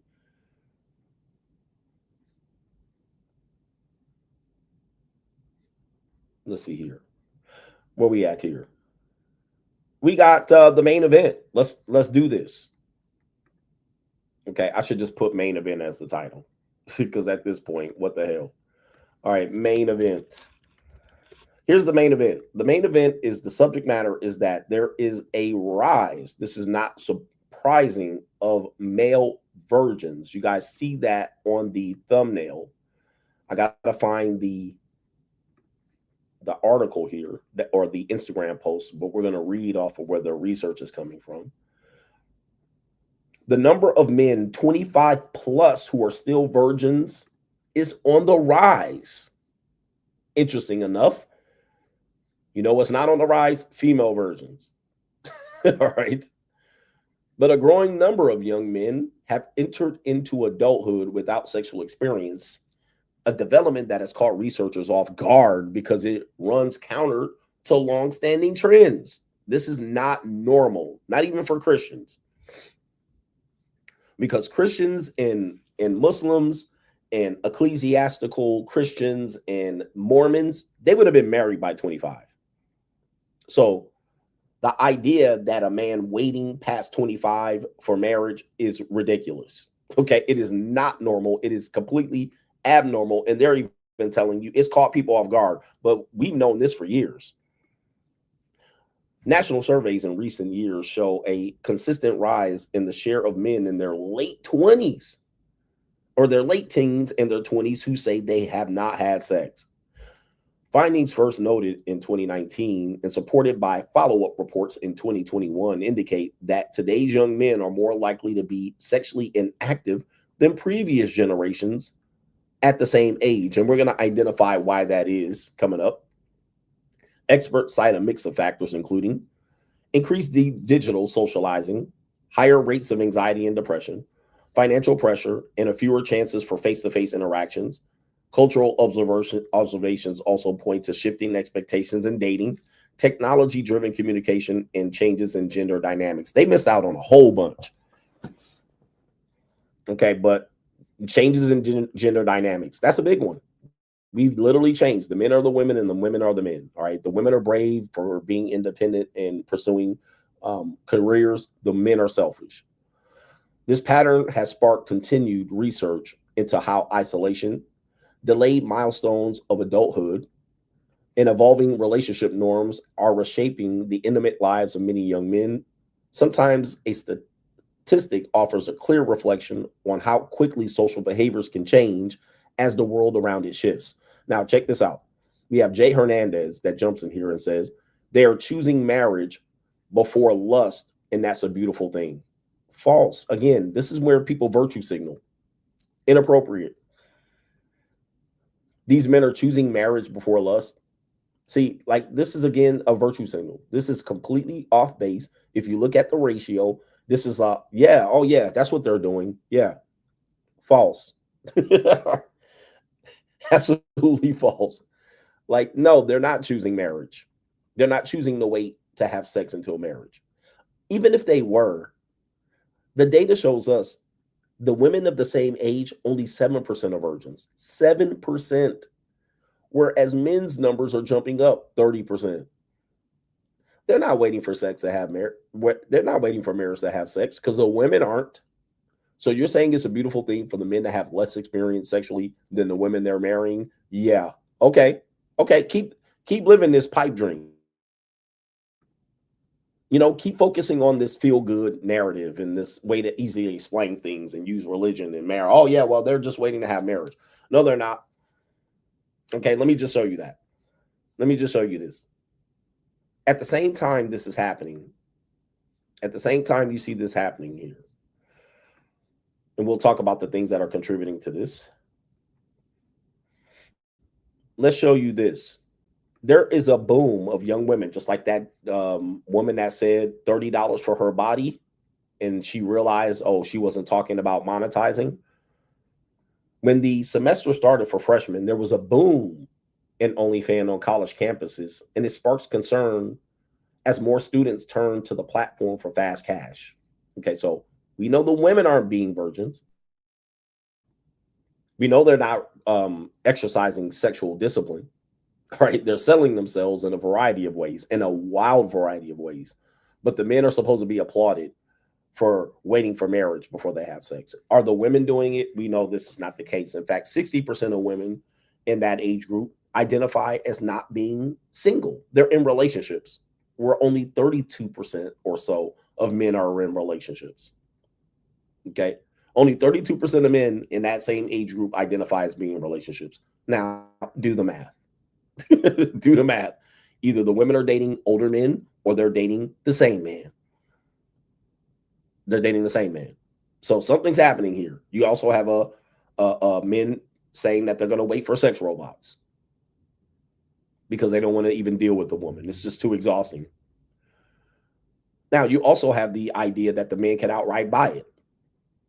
They can outright just buy it because the women are selling it. Now, let's talk about the things that's happening on this one here. Okay. The things that men used to do at this age, because they're saying this has never happened in many decades and many centuries, that this has not been the case. So anybody applauding that this is the case don't realize that this has never been the case. What's happening is men no longer go to the military.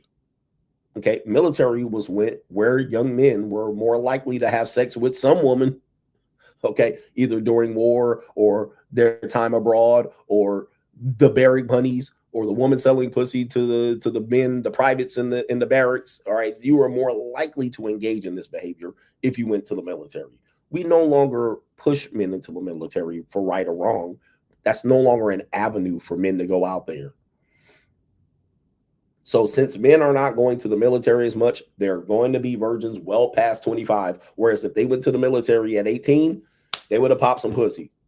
They would have popped one of these, meth addict, methanies somewhere in Fort Bragg, North Carolina. They would have been able to pop off some barrack money. They would have been able to go to Vietnam and South Korea, like our brother said earlier. They would have been able to explore the world and pop some pussy. Now, since men are no longer willing to do that at great numbers, you have less men that are going to explore that. Then you also have college. Less men are going to college. College is probably a place where you're probably going to get active. The chance of you getting active increases because this is the last point in your history as a person that you're going to be with your same age women. So, when you're in elementary school, you're with your same age people.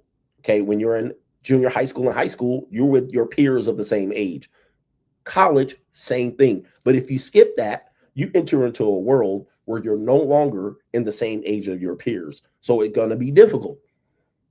Whereas I'm at the Minnesota State or Minnesota University, I'm with a bunch of women 18 to 22. If I don't go to university or junior college, I'm entering into the workforce. All right, I'm seeing 40, 50, 60, 20. I'm seeing women of all ages, which means it's less likely for you to do it because here you are 18, 19, 20, 21. You're less likely going to pop off a woman in her 40s. That's your coworker at Baskin Robbins. All right, you're not going to do it. You're only seeing customers. You're not seeing your peers.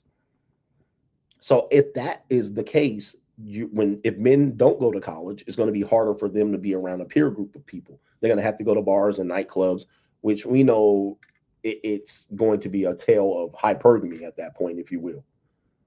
So you have less men doing that. Then you have less men that are socially interacting, less men that don't want relationships.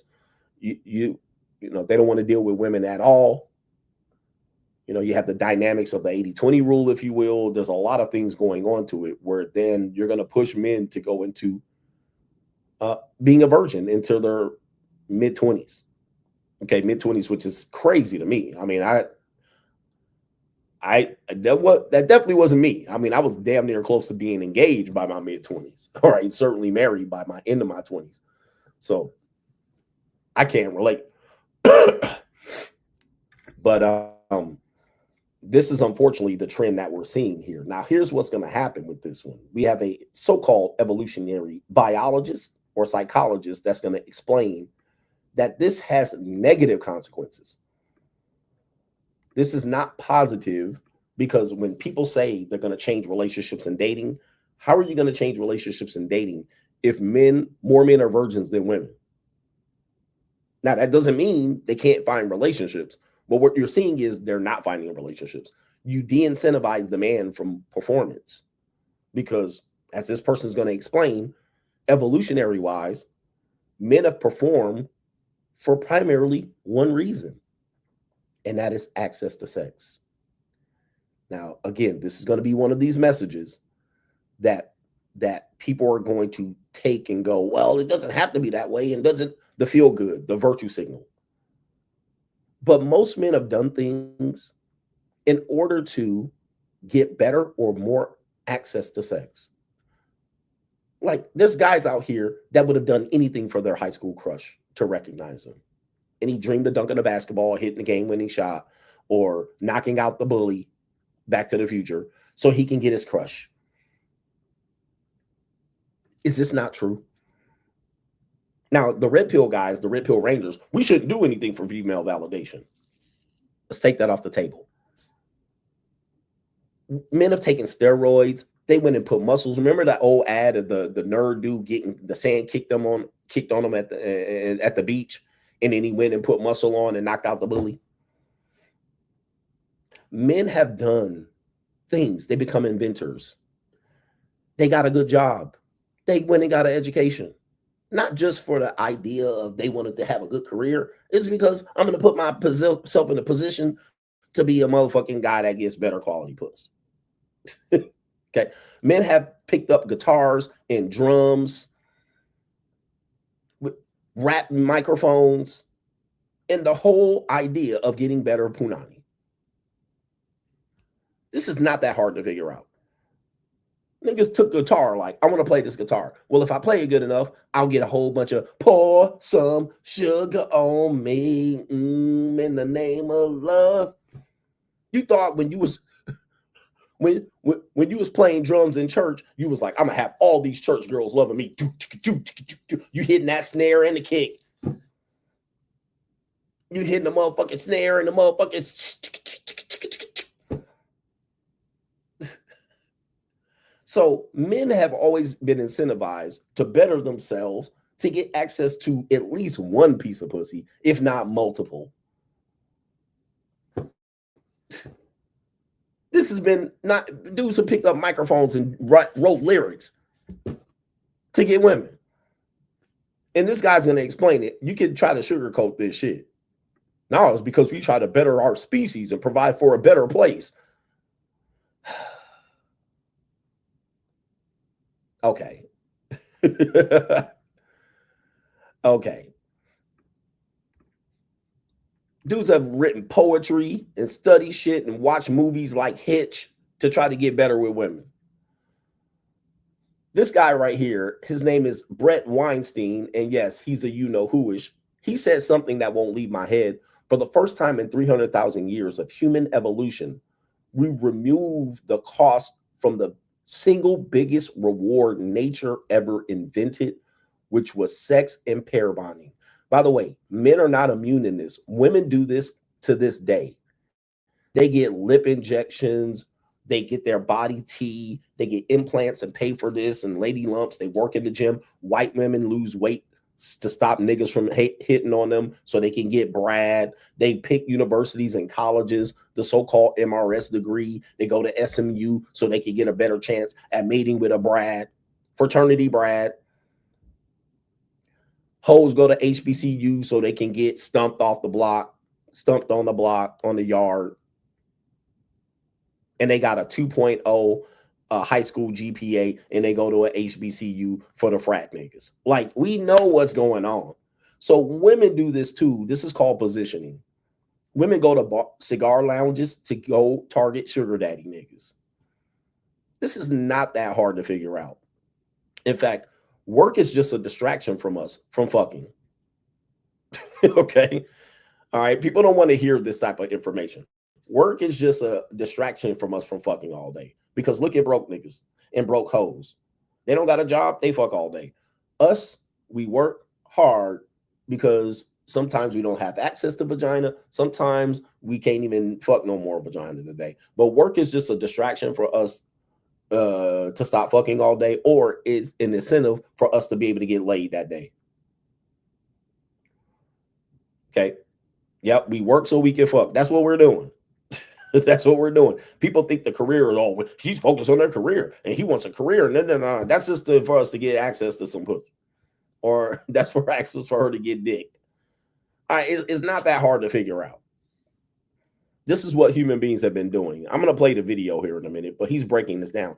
We've removed the biggest nature ever, the biggest reward nature has ever invented, which was sex and pair bonding. That's the only goal of nature, is to sex and pair bond and procreate. That's all nature wants to do. Survive, advance, and that's it. That's all nature wants to do.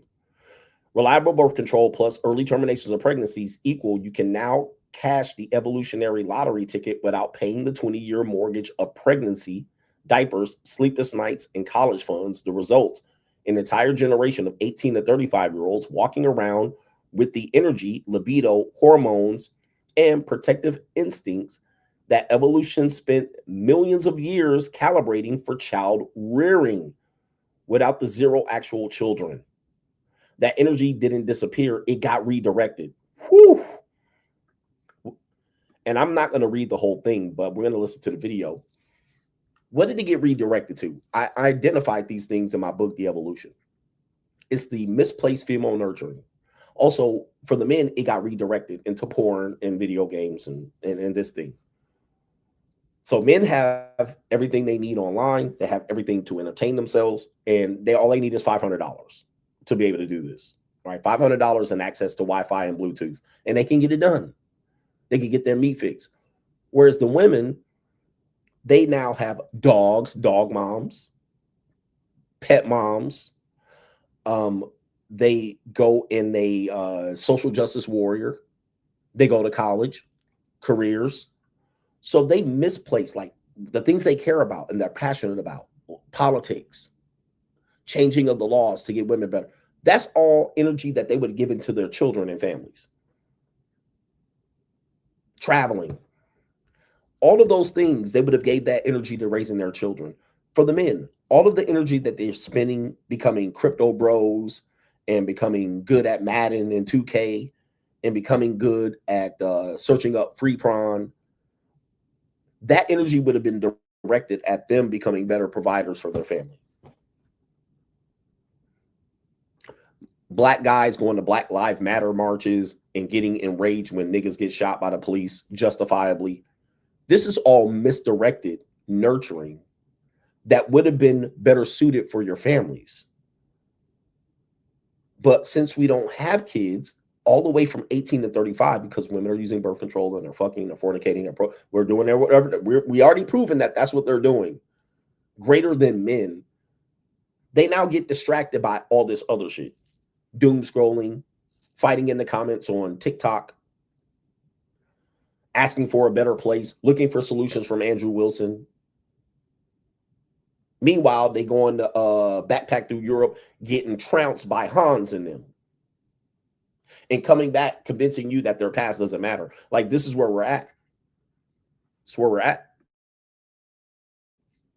Let me play this video of him explaining this. This is on the Joe Rogan podcast. This is the person's name is Mr. Weinstein, Brett Weinstein. And by the way, we're at the point of no return from this one. When people want to correct relationships, they never want to correct this part. They just want to say men and women should get together. Yeah. This is why I say it's going to be a struggle for the next 20, 30 years. I'm from the future. Trust me. This is not getting corrected on the internet, meaning I can't solve it. Neither can ecclesiastic solve it. You guys have to really turn this around yourself. An important one, in your town that you can join. In general, that's not what people do with life. And what I think has happened is, well, frankly, I'm going to connect it to the sexual revolution. Right? The sexual revolution creates the opportunity to get one of the most profound rewards, in fact, the most profound reward that the universe has ever produced, as far as we know, without having to invest very much work at all. Right? So by making sex common, it totally altered the way people viewed the number of years they had to live. Ooh, wait, by making sex common. All right. Of course, hookup culture, Tinder, Bumble, Hinge, the junior college. All right, which is the world, related to the world's oldest profession. It's adjacent to it. By making sex common, birth control makes sex common. All right. I had a clip that I used to play on my de-evolution when a German woman said, if we make birth control a reality, say goodbye to love. We also had a time where in order to have sex, you had to get married. Okay. You had to be married. Like that was a requirement, or it was shotgun wedding. Okay. You knock that woman up, you got to marry her, make her an honest woman. Today, we don't have that. And you can get it easily. Some people can, certainly the women can, and there's less risk for her to have sex. She's on birth control. Like that woman said, I got an IUD. I ain't never getting pregnant. So you can nut in me, you can go raw. I don't like condoms. This is where we are. Like, you got to reverse all this. I wrote about this in De-Evolution. You got to reverse this. And I don't see it getting reversed. Let's continue. Right? They could afford to put off child rearing, right? It could be distant in the future, which left all of these young people with all of this energy who might well not have been involved in movements if they were struggling to, raise a family. But because the family part has been put off so long, right, it is considered abnormal to marry early. It is considered normal not to. What people do is they take the energy, the seriousness of purpose that would ordinarily be directed into managing a marriage and the role of being a parent, and they put it into something. And Heather has pointed out that this is especially powerful with young women who seem to take on causes, and they defend them like a mother defending her child. Woo, man, that's profound right there. Heather and this who-ish guy and me in De-Evolution, that's exactly what I said. I was like, this misplaced female nurturing has these women believing they got time. And then what happens is they end up 30, 35, and they reconsider. What is the number one reason why I think men and women by 30 are convinced that maybe they don't need marriage? They got a dog. They want to make money. They got a career. What is the number one reason why this happens? What is the number one reason why this happens? Okay, this is my opinion. Okay, they got life. They got socializing. The women have male friends. They got beta male orbit. The men got girlfriends. They've had a marriage and a divorce. They are unsuccessful with women. They got rejection. What is the number one reason why? People are saying, good question, sex toys, incompatibility, social media. They have passports. Yeah, you got passport bros, modern science, no structure. They woke the fuck up. Ooh, there you go. The reason why I think is you're no longer stupid. They woke up. You're no longer dumb. Meaning that in order for nature to work, thrive, and procreate, you got to be stupid. You can't be a logical thinker. You can't have everything you need. You got to be dumb. Meaning that you need love and you need to believe that you're going to last forever. You're going to need to be ignorant of the realities of the risk that you're taking. You got to believe that this person, and I never knew love like this before. Open my eyes. You got to be stupid. 18, 19, 20, 21, 22. Once you get about 30 and you're like, nigga, what? I ain't about to do a guy. That's male or female.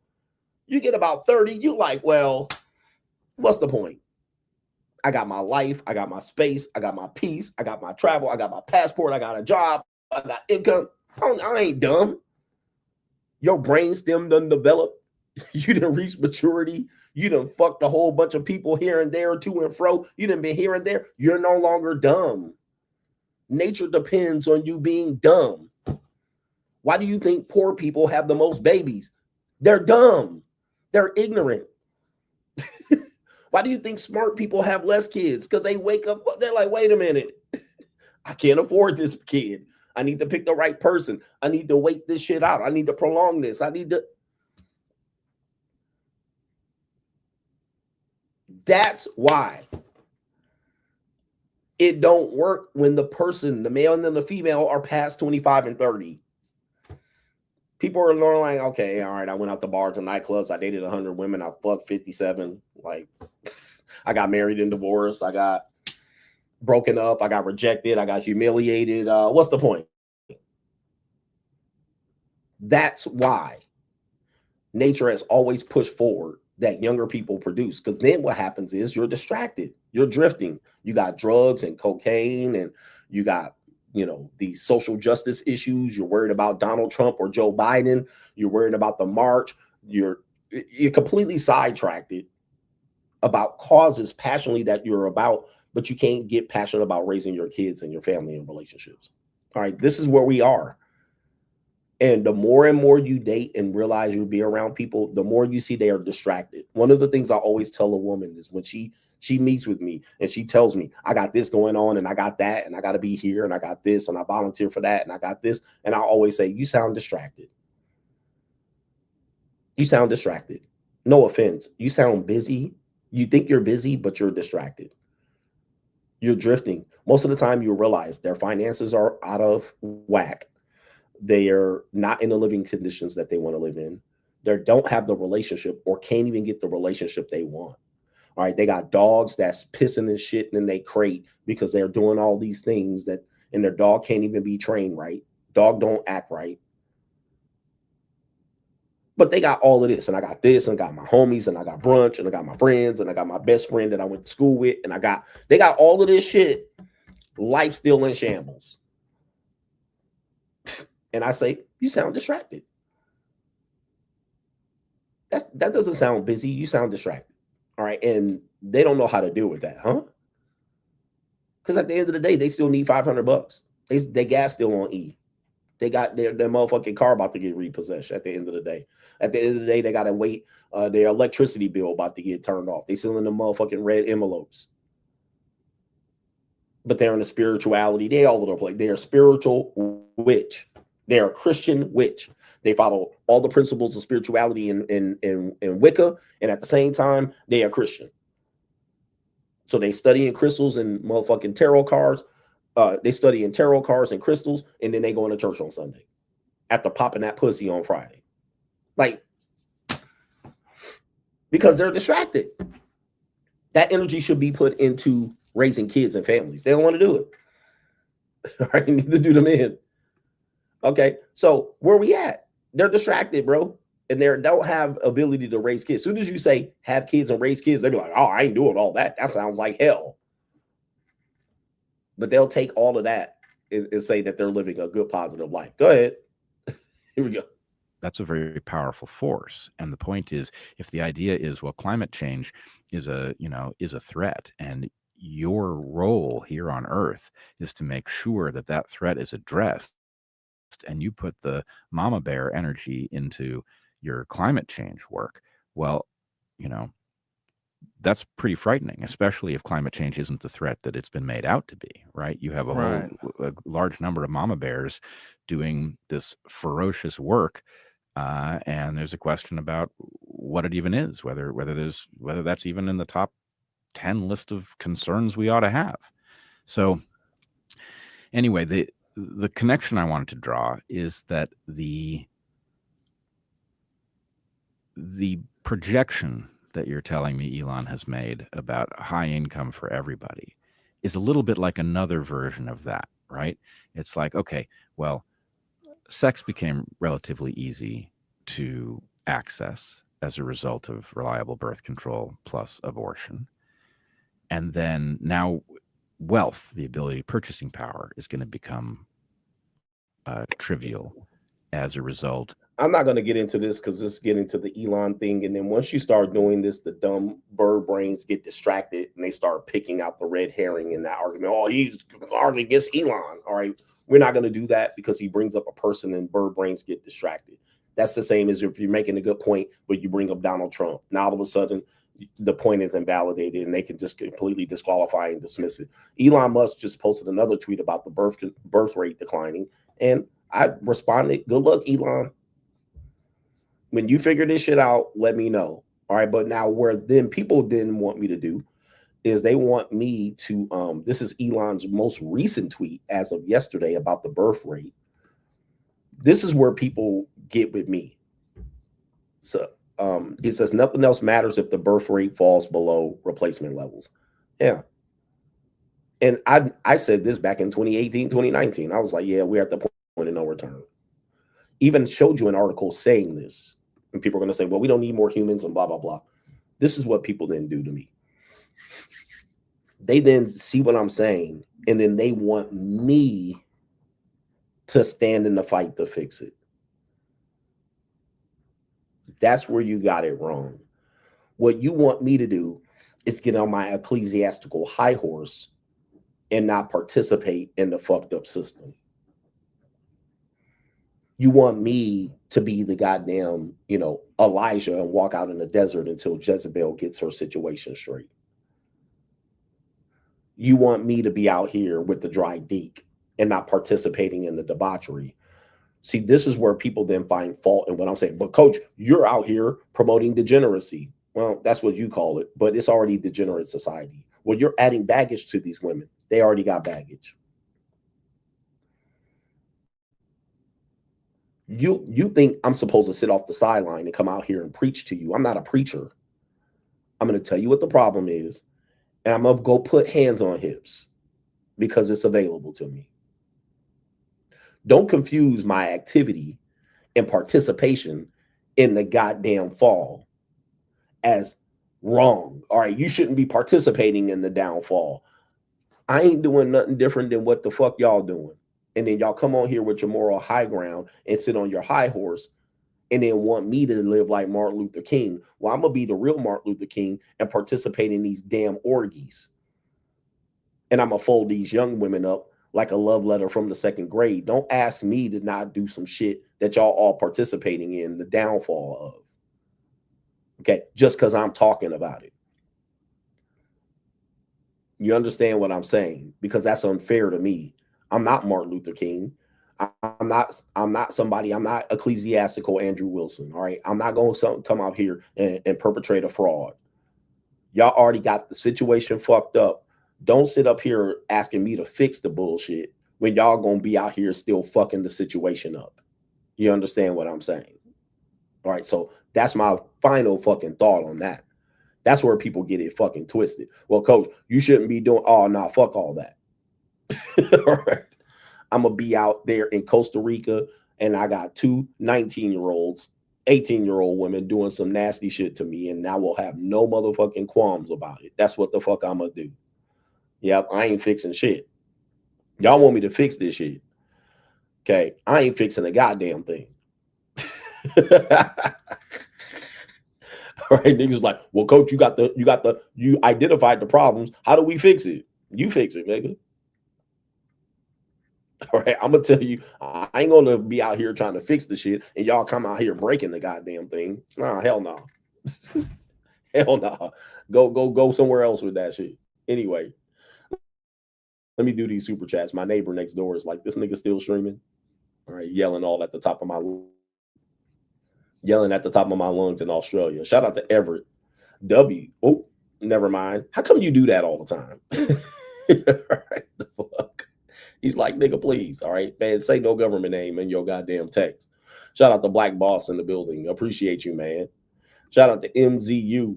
He says, I know the video you're talking about. I think it was Nigeria. Spot to hit in South Africa.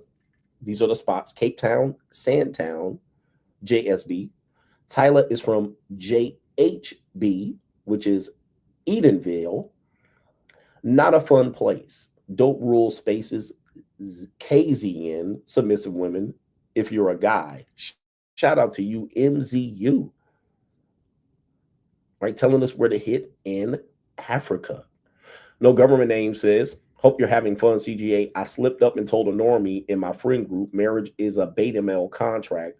Now I'm getting treated differently. I noticed. Be careful with this knowledge, man. Yes, this knowledge is a shield. Do not go swinging this knowledge on them. It is only to protect you. I'm not trying to protect society. I'm not trying to protect a race of people or a religion. Understand that. I don't have an agenda. I don't have an agenda, meaning like I don't have a superhero fascination. I'm going to be the one to solve the problem. I don't have a fascination with that. This is a shield. This protects me. And I think we're better off as a society if everybody protects themselves and do what's best for themselves. All right. And a byproduct of that is having a better community. All right. But we don't want to do that. We want to fix the outside thing and not the inside. This is a shield. All right. Protect yourself with it. You don't have to go beat everybody over the head with it like a club or swing it around like a sword to stab women and go, aha, women, we got you. CGA told me what you're not supposed to do. All right, just protect yourself. You don't have to tell everybody about it. The best thing about this is you can just sit back and be like, and just look. In fact, people always be out here telling me how great marriages are. Just look at married people.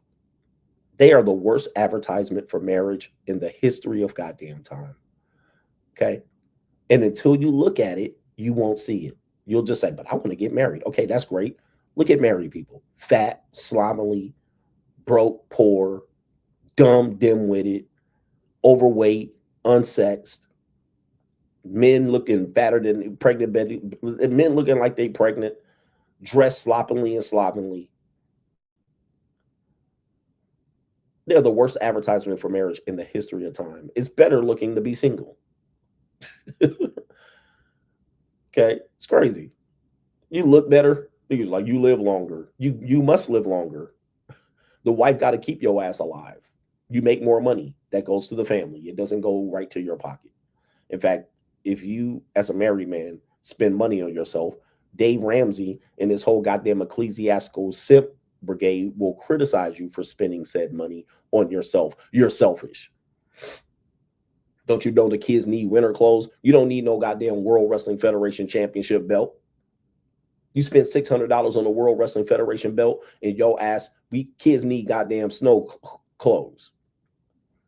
But again, your money is their money, and her money, your wife's money, is her money. How come you didn't spend your money on the goddamn winter clothes? So yeah, all of these myths. Oh, by the way, another myth. Here's another myth. Successful men are married, right? And they'll tell you that, most men that are successful are married. You know what they forget to tell you? Okay. I look frozen on my end. You know what they forget to tell you? They forget to tell you that the wife was there before she was successful. Before that man was successful, the wife was there. Or it's a second marriage. He already got destroyed and picked up another goddamn wife. They never tell you that part. They'll just say 83% of all men that are successful financially and CEOs are married. Oh yeah, because the wife was there for him. When they was 20, she probably made more money than him and supported him when she was in their 20s. And then he got up and then he paid it back to her. Okay, they don't tell you that part. They'll just tell you, some washed up 40-year-old woman will tell you, well, most men are successful that are married. They're married. As if I'm supposed to marry some old 35-year-old dusted up, washed up woman to be more successful and make more money. Okay, so you see what happens there. They just tell you half the narrative and they don't tell you the whole thing, and they get you out here being completely misled, and then you have to pay the penalty on the back end when reality motherfucking hits. But when I tell you this, I'm a nihilist. All right. Or they use the exception to the rule. Well, it now doesn't happen to me, so it doesn't matter. All right. Okay. All right. This is more likely to happen than not. We got pay pizzles and Venmos that we need to get to. All right. And then it's 10:52 in the morning here in Sydney, Saturday morning. So you guys are moving into your Friday evening. It is now Saturday afternoon here in Sydney, Australia. I'm going back to bed. All right. I'm going the fuck back to bed. All right. That's what I'm going to do after this. I'm going to bed, and then I'm going to go see some kangaroos, and then I'm going to go drink. And I had a fine little young piece of calico here last night. All right. All right. Finer than you ever dreamed. Shout out to our brother KP says, I reread The Evolution and you were ahead of the time about this. I was at the part. He says, I'm the part of those with zero sex experience. I'm going to the Super Bowl phase. Age 27 right now, studying STEM, looking forward to my future. Man, whole phase. He says the danger is women in late 20s and beyond. Facts. These are the most predatory women, late 20s and up. Ask a woman that's 25, all right, a city woman. She like, nah, I'm still having fun. I'm traveling. I'm going here. I'm going to party. She ain't trying to settle down. Even if she has a boyfriend, she ain't trying to get married. All right, she ain't trying to get married. Not at 25. The only women at 25 that are trying to get married are women that's like sorority girls, white women in the United States. in the United States. Like they didn't hold around a little bit and then they ready to top. Hold on for a second. We got a little bit of time. I'm gonna show you an example of this right quick. That's in the United States. Let me see if I can pull this up because this was a thing going on Twitter, going around, and I'll show you the types. Here we go, right here.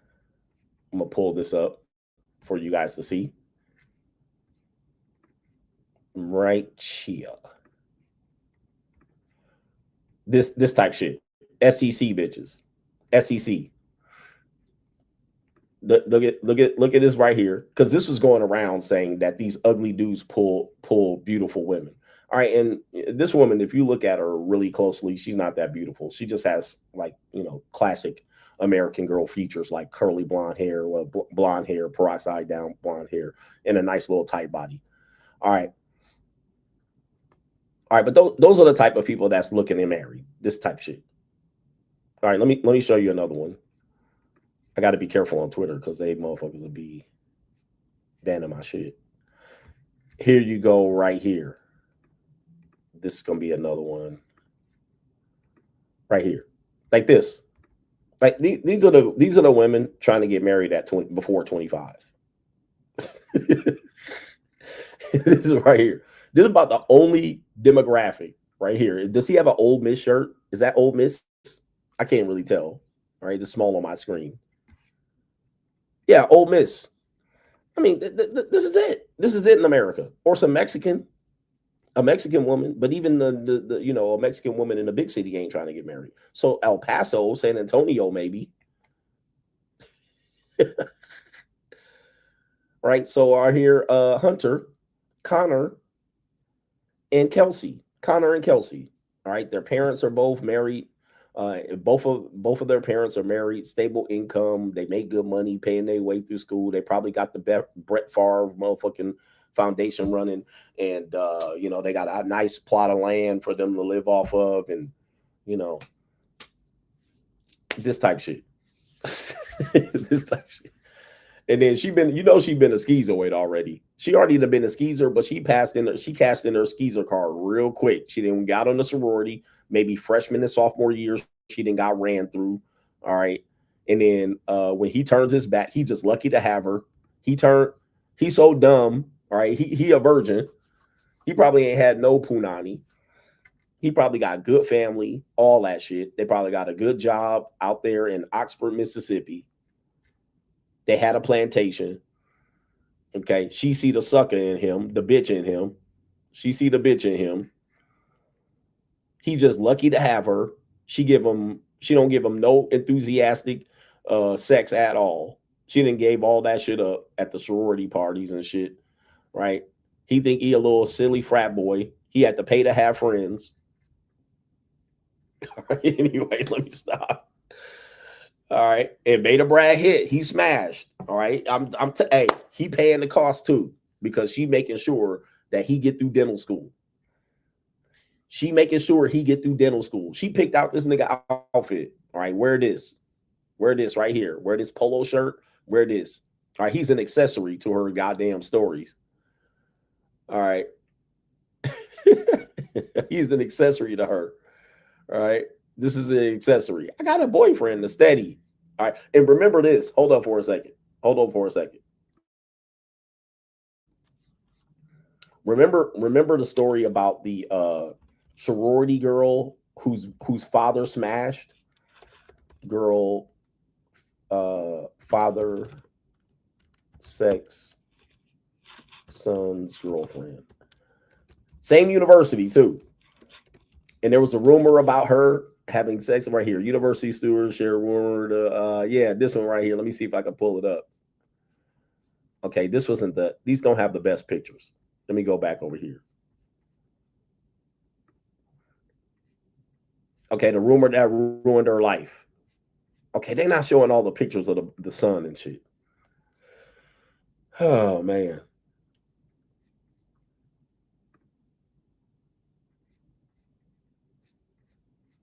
Okay, here we go right here. I found it. I had a little bit of time, y'all. All right, but I'm making it up. All right, so this one right here, same thing. Same thing. All right, same age. She's 18, 19, beta Brad.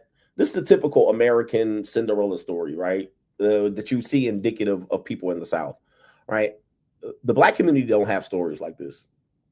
Barely the Mexicans do. If they do, they're in extreme poverty. This is definitely indicative of the white culture in America, where this demographic, you can say, are headed towards that. They're trending towards this being the first marriage, the first divorce, whatever it is, first wives club, all right, whatever it is, all before 25. All before 25. Everybody else is not on this. So there was a rumor that the dad smashed and paid her a little bit of money. There's the, wait, is this the dad? No, this is her dad. But there was a rumor that she got in a bind and the dad smashed her. The dad of this guy. Her boyfriend's dad smashed. That was the rumor. Here, is that him? No, that's her father again. They're not showing the father anymore. Bear with me. Yeah, they're not showing the father of the son anymore. But this went viral.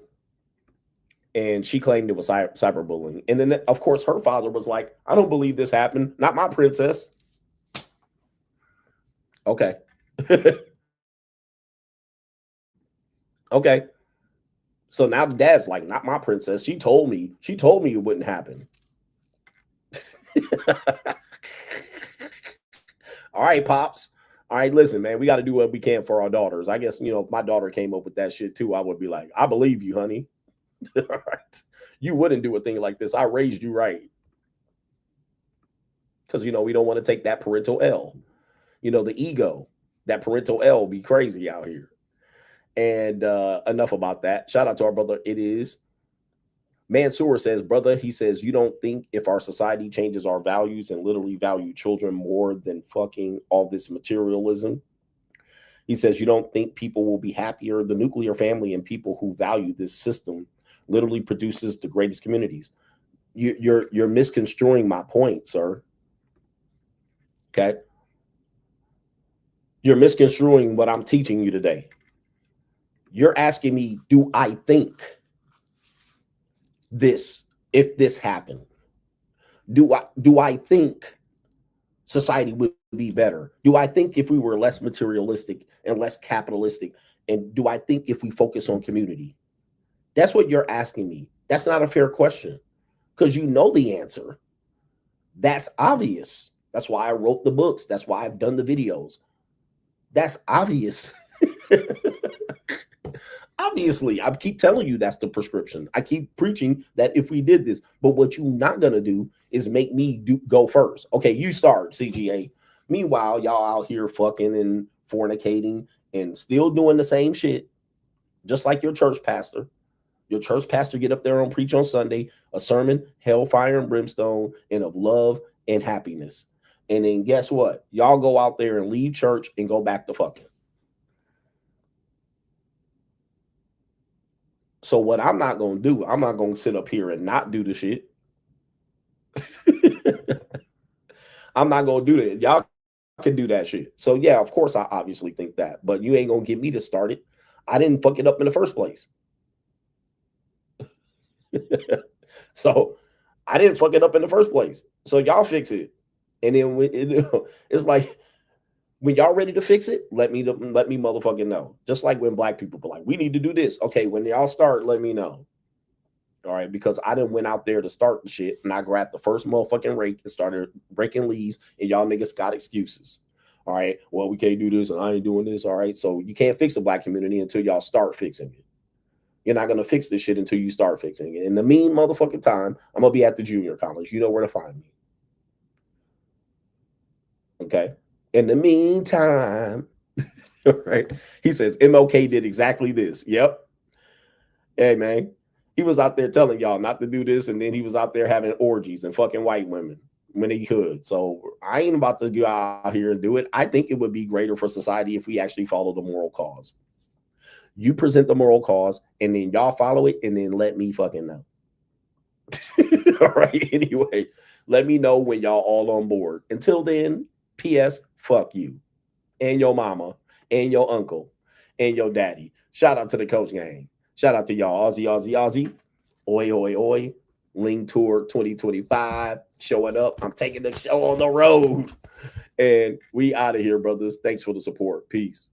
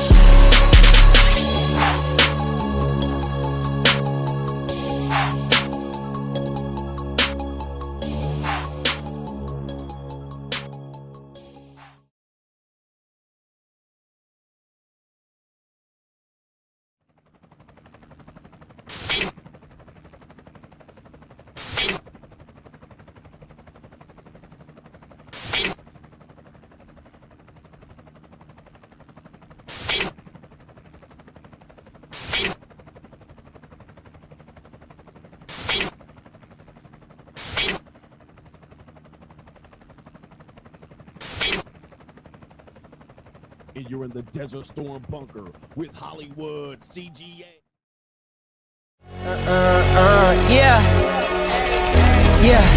Legends ain't born, they built from the grind. From benches to banners, we sharpen the mind. We sharpen the sword and promise and swore that we going hard and leaving it all on the floor. Hey, yeah, we going hard and leaving it all on the floor. Hey, yeah, we going hard and leaving it all on the floor. Legends ain't born, they built from the grind. From benches to banners, we sharpen the mind. We sharpen the sword and promise and swore that we going hard and leaving it all on the floor.